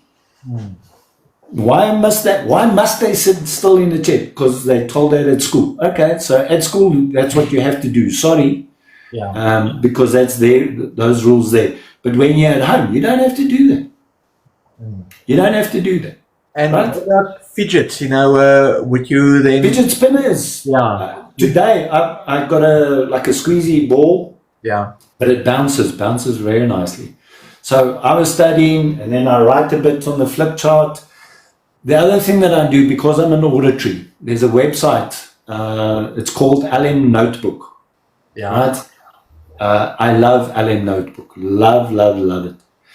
So what LM Notebook does is you load the material that you're going to study into it. And then it gives you an option. It'll give you a brief. It'll give you an overview. It creates mind maps for you, does all those things for you. Very lekker. And those are all very nice. But what it does that I really love is it creates a podcast. Two people talking about the subject. So, the stuff that I've sent you on the Thinking Thumbprint. That is such a nice touch. I love that. Did you like that? I'm glad you liked it. So that comes from LM Notebook. That was created in LM Notebook. Love it. It works. So what I do is I've got a big computer screen. That's where the written notes are. I'm not a visual. I put on them podcast and I write the notes. So I'm an auditory kinesthetic combination. And I write the notes and I stand in and then I throw the ball a bit and I rewind and I listen to it again and I throw the ball a bit and I'll write more notes. I'm all over the place. Love it. While I'm doing that, I'm creating the pictures. So for each of the headings, I'm creating the pictures. So I've studied about 240 pages today, that way. And I've taken all of the headings and I've turned it into icons. So tomorrow I'm going to be linking the train, 240 of them. Back up. Nice. John, just coming back now to the other side of the things, you as the teacher, would you then concentrate on the keywords, if you explaining terminology or concepts, is that your emphasis then to give the keywords, for your students to pretty much, absorb it easier? Yes. Okay. And so also, let's not talk school kids, let's talk adult learners. What you don't want to do is spoon feed them. Okay? So what I'll do in the class is I'll say to them, okay, what I want you to do is I want you to read through this paragraph and I want you to underline the keywords. And when you're finished, you're going to tell me what the keywords are. Okay. I get them to do the keywords. I'm not spoon feeding them. You tell me the keywords. And then why are they the keywords? And if they're not sure, and you're going to find, Rudolph, that people are like, I'm not really sure how to. Then you say to them, yay, them 5 fat ladies on the bench. That's how you look for the keywords. Yeah. Or Six Sigma, whichever way you want to do it. Yeah. So, and then another thing I do, and I don't know if it's like a common thing as well, some of my courses is multi-day courses as well. Yes. So the beginning of the next day, I do a quick recap of what we learned yesterday. Yes. So just to kind of just getting the neurons firing again, what did we talk about yesterday? That's something I do. I don't know if it's common practice or not. Yes, well, it should be. It should be. So the other thing, I take it to the place of, like, I'll do it on flip chart paper, right? Yeah. And then I'll tear that page out and we put it up. Okay. So all through the day, if I'm referring to it, I'll point to wherever it is in the room. And I don't put them up, right? You give it to the kinesthetics to go and do, because they want to fidget. So give them something to do. Let them get functional, right? So you go put it up on the wall. And then tomorrow when they come in, we're going to say to them, okay, what was that about? And then I'll start recapping. And also I make them act stuff out. And then when they recap him, they're not acting out. I'll say to them, no, this is not the way we learned it. Where's the recap? Yeah. And then they get acting, they all stand up. And it just encourages the movement. Sorry. Building those paths that we talked about. Yeah. Yeah. Yeah, this is fascinating. Actually, I think that I'm going to download the recording as well, because Hugo also often gives training. So I think maybe he can also learn something from this. So very, very fascinating from like a teacher's point. Yeah. So I teach for SAQA, South African Qualifications Authority. They have qualified facilitators, assessors, and moderators, right? So I teach the facilitation course. And a lot of the stuff that we're talking about now actually comes from the facilitation course. Mm-hmm. So also at some point I'll host a thing on TikTok where we'll talk about facilitating. How do you facilitate? And we'll talk about facilitating for visuals, auditories, and kinesthetics, and the difference.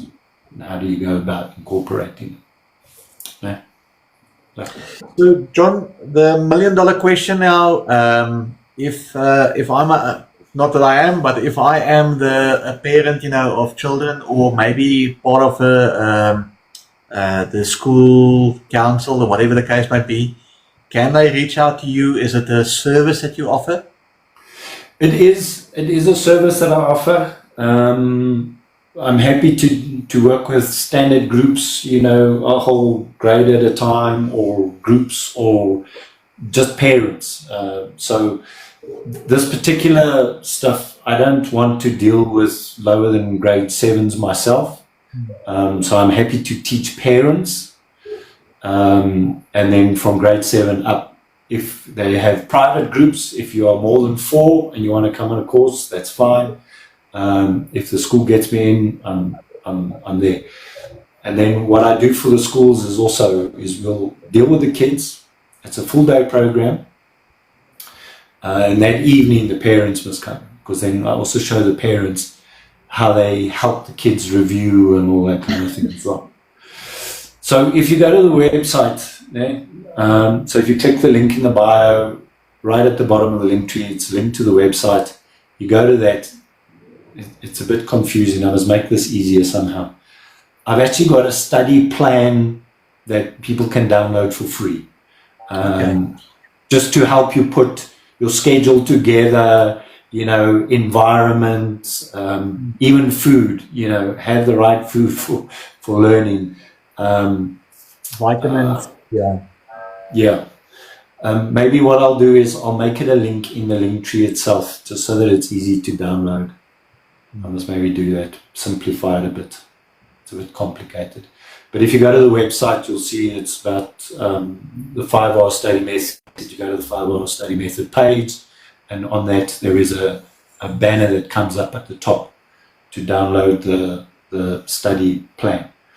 It's a comprehensive, it's probably 9, 10, 12 pages long, explaining you how to set up for them to study. The only thing it doesn't give is the 5 hours themselves. The 5 hours themselves, yeah. But yeah, we do it for. I'm gonna go and download that. You're most welcome. Yeah, because my kids they're in that stage, they're studying and everything. So all the help, because kids and studying,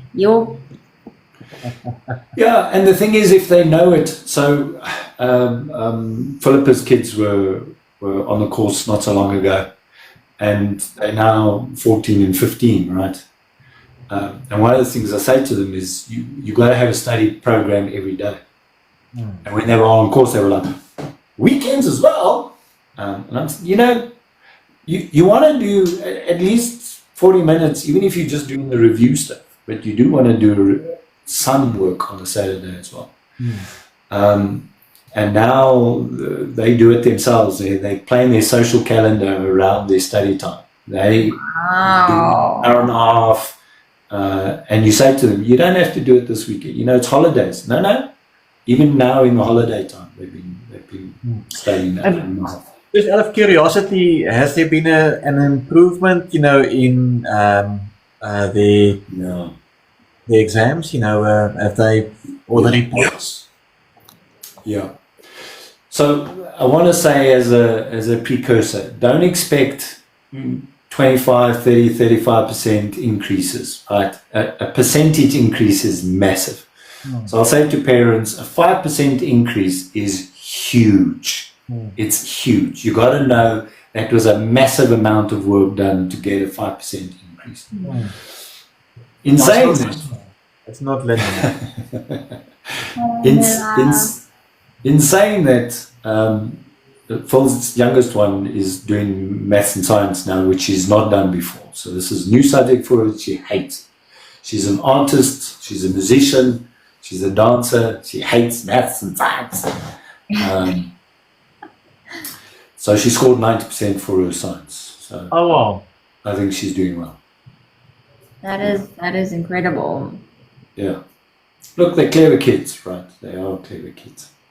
But yeah, I had a lighty last year. He was struggling, and it's the fights, right, to get him to study. So he's committed to 45 minutes a day. He won't commit to any more than that. Also, 13 years old, so it's all the attitude.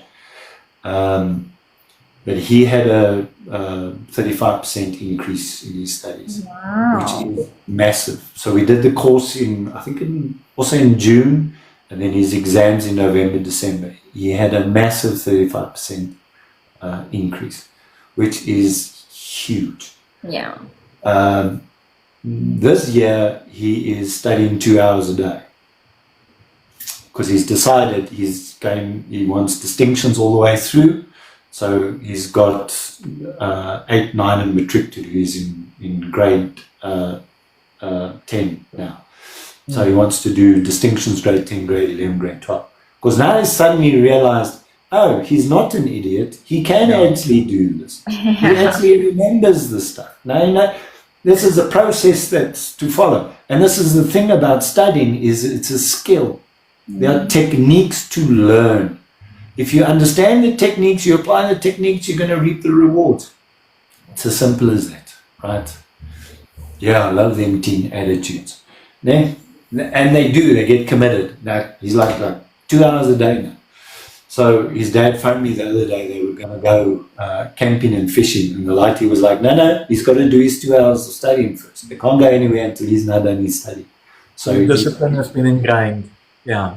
The excitement's been ingrained, right? The discipline is an extension of the excitement. When you realize, hey, I'm not failing anymore. I'm doing more than average. I think he did class average. And he's now decided, no, he wants distinction. So I've said to him, to go from 30% to 65% is one thing. To go from 65% to 90% is something else. He's like, no, Uncle John, I'm doing this. I'm going to knock it. Wow. Then you go for it, my boy. You knock it. And that's the thing. Once you realize, and why a memory technique, and why I want you to share the memory techniques. If you have the memory, the understanding and the application follows. Right. What was number 7? The chair. Yeah. What was number 10? Curtain. What was number 15? Yeah, it was. Yeah, it was. Yeah, it was a cutlery. What was 15? Cutlery. What was 12? The bottle. The clock. Clock. No. No. The Yeah. bottle. Oh yeah, you're right. It was the clock. Sorry. What was 3? Bookshelf. 5. Desk. Right. There. There we go. So give me the list from top to bottom. Just the objects. Okay. Let me close my book and show you guys my book so you know I'm not cheating. Okay. Bed, lamp, bookshelf, apple, desk, carpet, chair, dishes, lawn, curtains, dog, alarm clock, bottle, kettle, cutlery. Beautiful. There we go. Simple as that. So when you get places where you hesitate, right? That says the association is not strong. Okay. So what you got to do is go back there and Zeus it up somewhat. And that's what you do in a revision. You Zeus up the connections so that there's no hesitation in between. So if you find that you kind of, well, maybe it's not, that connection is not working for you. You either jazz it up, put some motion to it, or whatever the case may be. Like with the apple and the desk.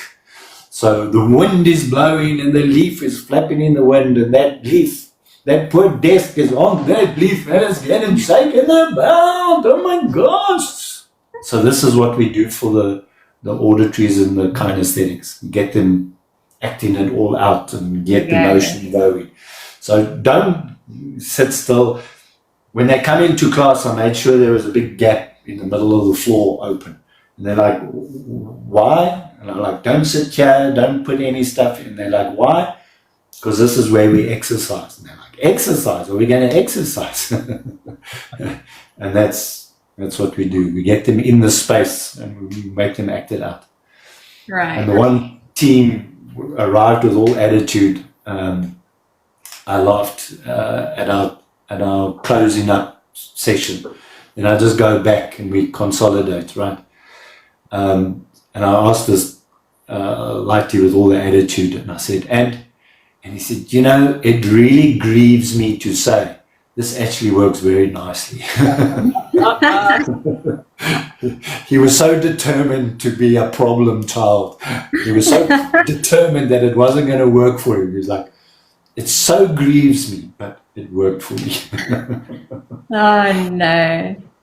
Yeah, it's fun.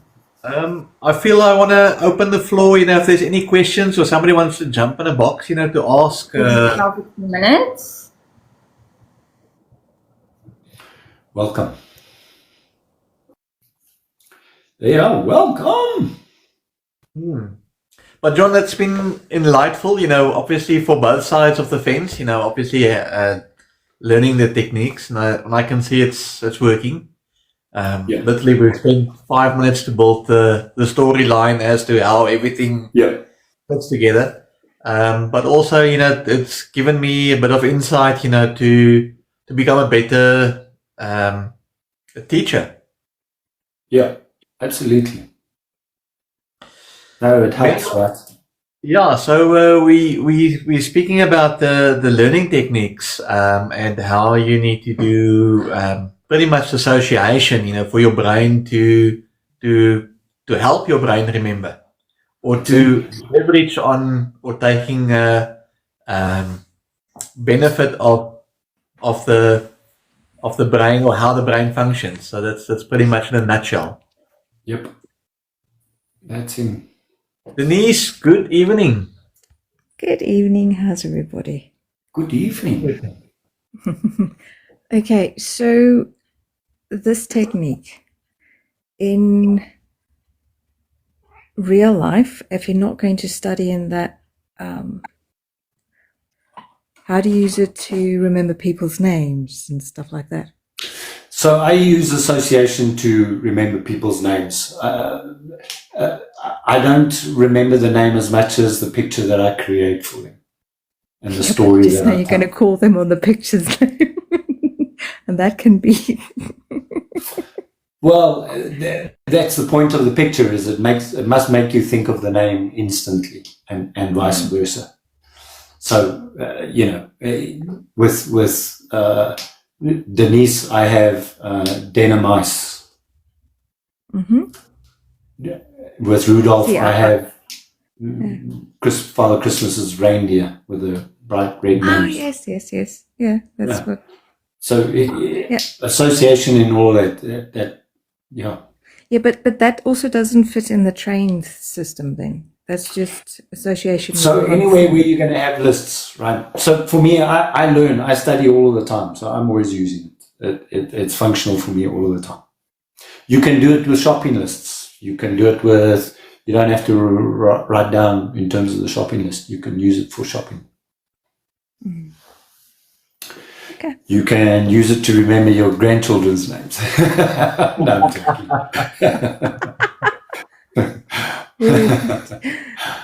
But Listen, am I right by saying as well, by doing this, it helps with neuroplasticity?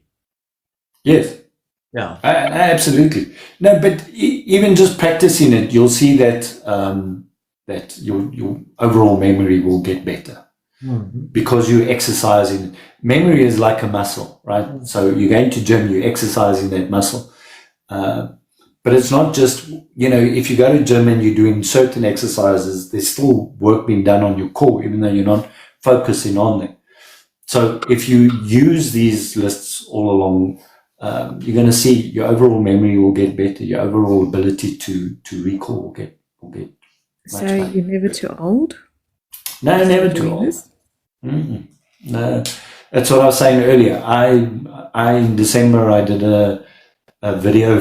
I did a list of 100 words for the video, and it's quick.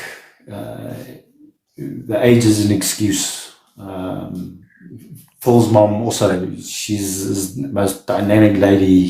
She's in her 70s and she teaches people memory techniques. She's phenomenal. And she she prefers like the castle method. So you walk through the house and you tell the story of what you see. Yeah, I've heard that before. Mm-hmm. I've tried to do that before, but then I get too complicated with what I want to do. Yeah, I struggle. I can't. So the other one is also learning a rhyme. So like for me, in standard 7 for me, or grade 9, I was in a technical school, so we had to learn the resistor values. So the values is associated with colors. So there's a rhyme, that if you know the rhyme, which sequence it follows, and then there's a value associated with it. So that's another technique. Absolutely.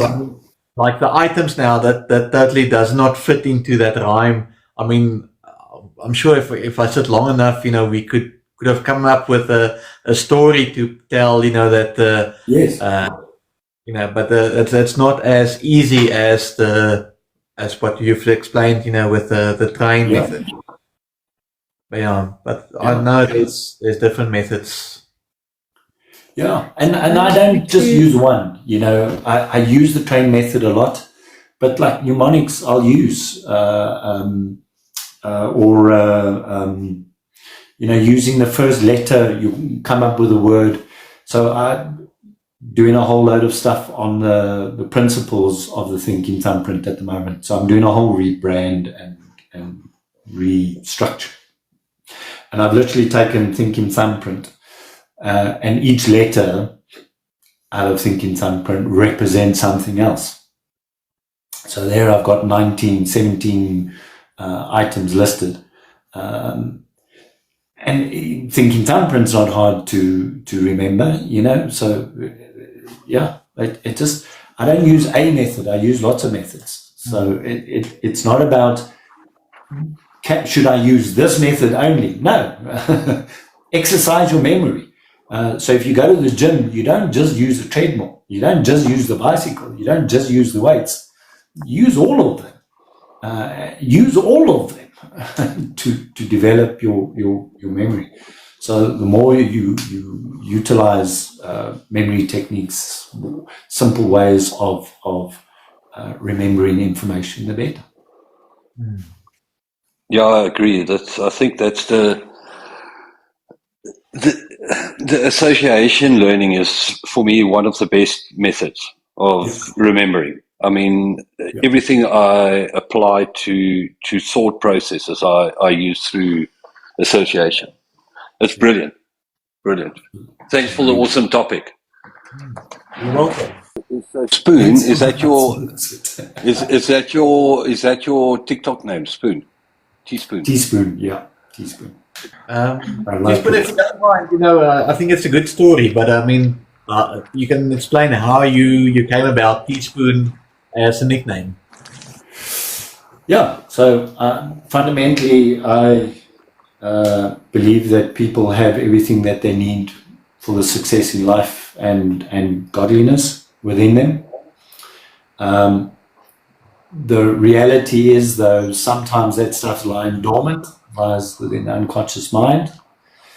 And like a cup of coffee, you have all the ingredients in, you've got the coffee, the sugar, the milk, you pour the water in. You don't drink it straight away. You take a teaspoon and you stir it so that the flavor permeates the whole cup. And what I do, I don't believe I necessarily add anything new. I don't believe I take anything away. What I'm doing is stirring what you have in you already. Just allowing it to, your potential to permeate your entire life so that you can live in the fullness of who you are, rather than letting it all, the sugar lump down at the bottom, So yeah, that's why I call myself Teaspoon in this wonderful I think it's very, very, very appropriate. Stirring greatness in people. Yeah. Stirring the greatness in them, yeah, absolutely. And every day, you stir and you stir, and everybody's got not everybody, a lot of people have got the negative connotation about stirring. Yeah. So, you just get to stir trouble, right? Well, if you need that kind of stirring to get you up and engaging in your full potential, in your greatness, then yes. I'll stir them maracas as well, right? No, not really. Ha ha ha ha, I say. Nudge, nudge, wink, wink. Listen, sometimes it's needed. Sometimes. Yeah, sometimes. Yeah, sometimes. It's good. We've got to get people up and embracing the fullness of who they are. I think the thing that annoyed me when I came up with a name is it's how much we function out of habit. So coming home and putting keys in different places. It's so easy to fall into a pattern of not paying attention, and we do things on autopilot. So the stirring is also a thing about moving people from functioning in autopilot to functioning in mastery, where mastery requires being in the present, being cognizant of where you are in the here and now, paying attention to what it is you do and how you do it. That's also partly why I like the teaspoon. Just get you out of autopilot a bit. Do it deliberately instead of accidentally. John, I just want to share this with you. It's nothing of great importance. It's just a nice story, for memory techniques. I take it you play chess, or you know how the game of chess works. Yeah. I've heard stories where a son and his father, whilst they're driving in the car, they play chess against each other, but from memory. Wow. Yeah, so that's taking a mental visualization, or whatever you want to call it, to another level. New challenge unlocked. Yeah. New challenge unlocked. Wow. Yeah. I'm going to go home and explore that possibility. So if I send you a chess invite, buddy. You're welcome. I'll play with the board. I'm not on that level. That is spectacular. Yeah, that's impressive, like traveling, let's say, like you did from Johannesburg to Middelburg, and you play a couple of games, without having a board in front of you. Yeah. Just one little bit off point. Yes. Would you mind giving me your opinion about if a leader is born or is he made? I love that question. I love that question.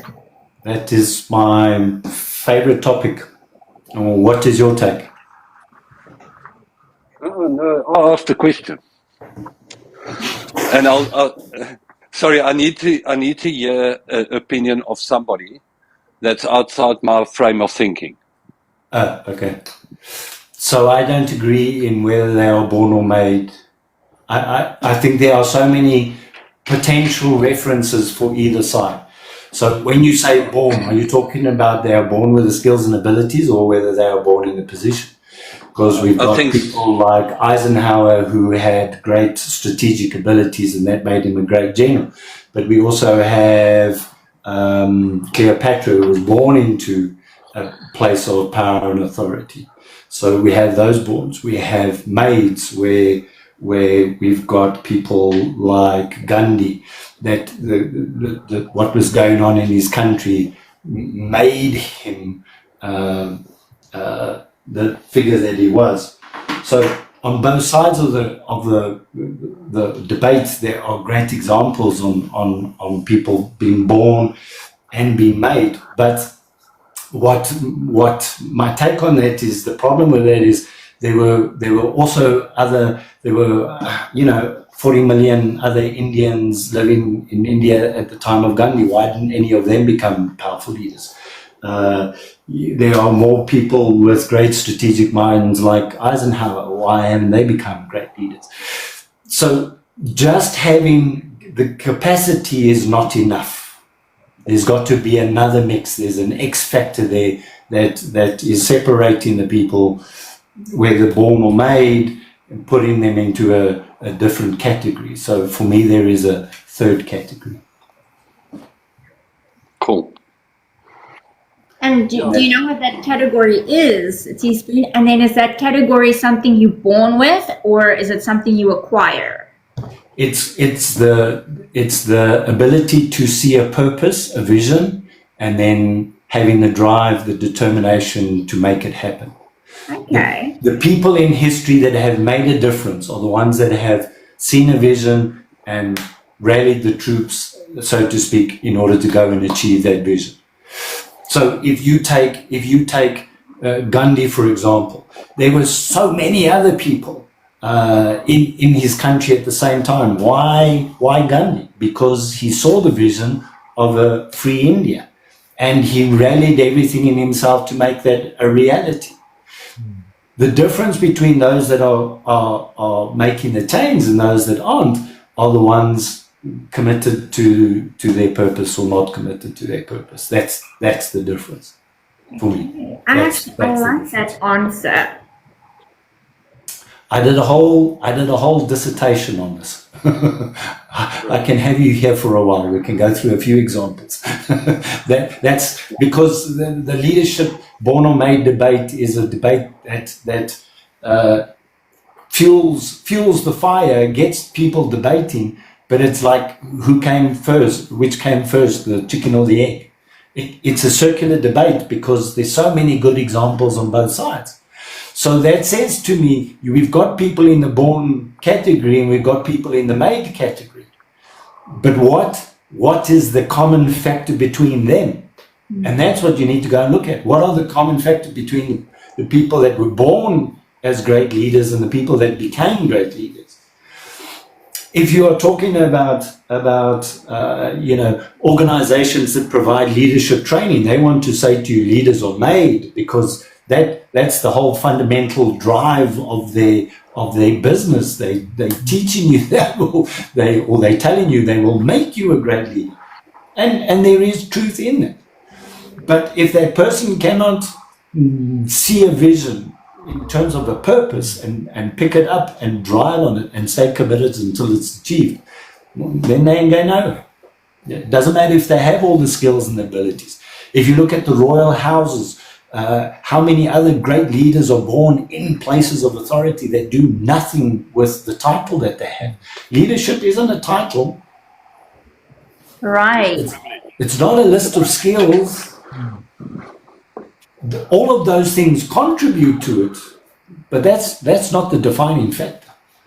So then what is the defining factor? You as a person. Yeah, absolutely. Yeah, good take on it. Thank you. And there's many different kinds of leadership, right? So you can be a personal leader, you can be a leader unto yourself. You can take up the responsibility. So there's old Ellie, she's now decided she's doing this monetization of her art, and she's got a 2-year plan and away she's going. Nobody else is driving her. So, you take that in terms of leadership, leading, you demonstrating all of the characteristics and traits. Right. I like that. I like that. Yeah. And it makes sense the way you explained it with Gandhi, and it applies to everybody. They had the drive to follow through the vision, right? Yeah. Makes sense. I want to go as far as say as well that we can be a leader in one field but a failure in another. So it doesn't make you all around it. Yeah. Yeah, as long as you learn. Yeah. As long as you learn and you can apply it back in your future endeavors and not make the same mistake again. Because you've learned out of it. Absolutely. There's a good saying, people learn from your mistakes, and the great person learns from other people's mistakes. Yes. Yes. That's true, because you and not to make an example of it, but to learn out of it. No, I agree 100% with you. I mean, for me, there's many types of leaders, but really, I think the people that are making a difference in this world are the ones that they've seen a purpose, they've taken their ownership of that, and they absolutely driving it. They're absolutely driving it. And there's nothing that thrills me more. Watching, so like your story, Ellie, I'm so thrilled by all of that. The fact that it's been done over 100 weeks, it's a new thing for me. Just fascinated by the process. When you got Zito here and he's hit the road running and he's taking off, I get drooly. It makes me drool. I get so excited. Well, that's him. No more questions. We're all good. Don, once again, thank you very much for your time and sharing of your knowledge. It's always having you here as a guest. It's always very insightful. It is. I was all over the place today. Apologies. Yeah, but it's all good. So now I know 15 random things in my house. That I'm sure I'll remember tomorrow and the day after and so forth. Yep.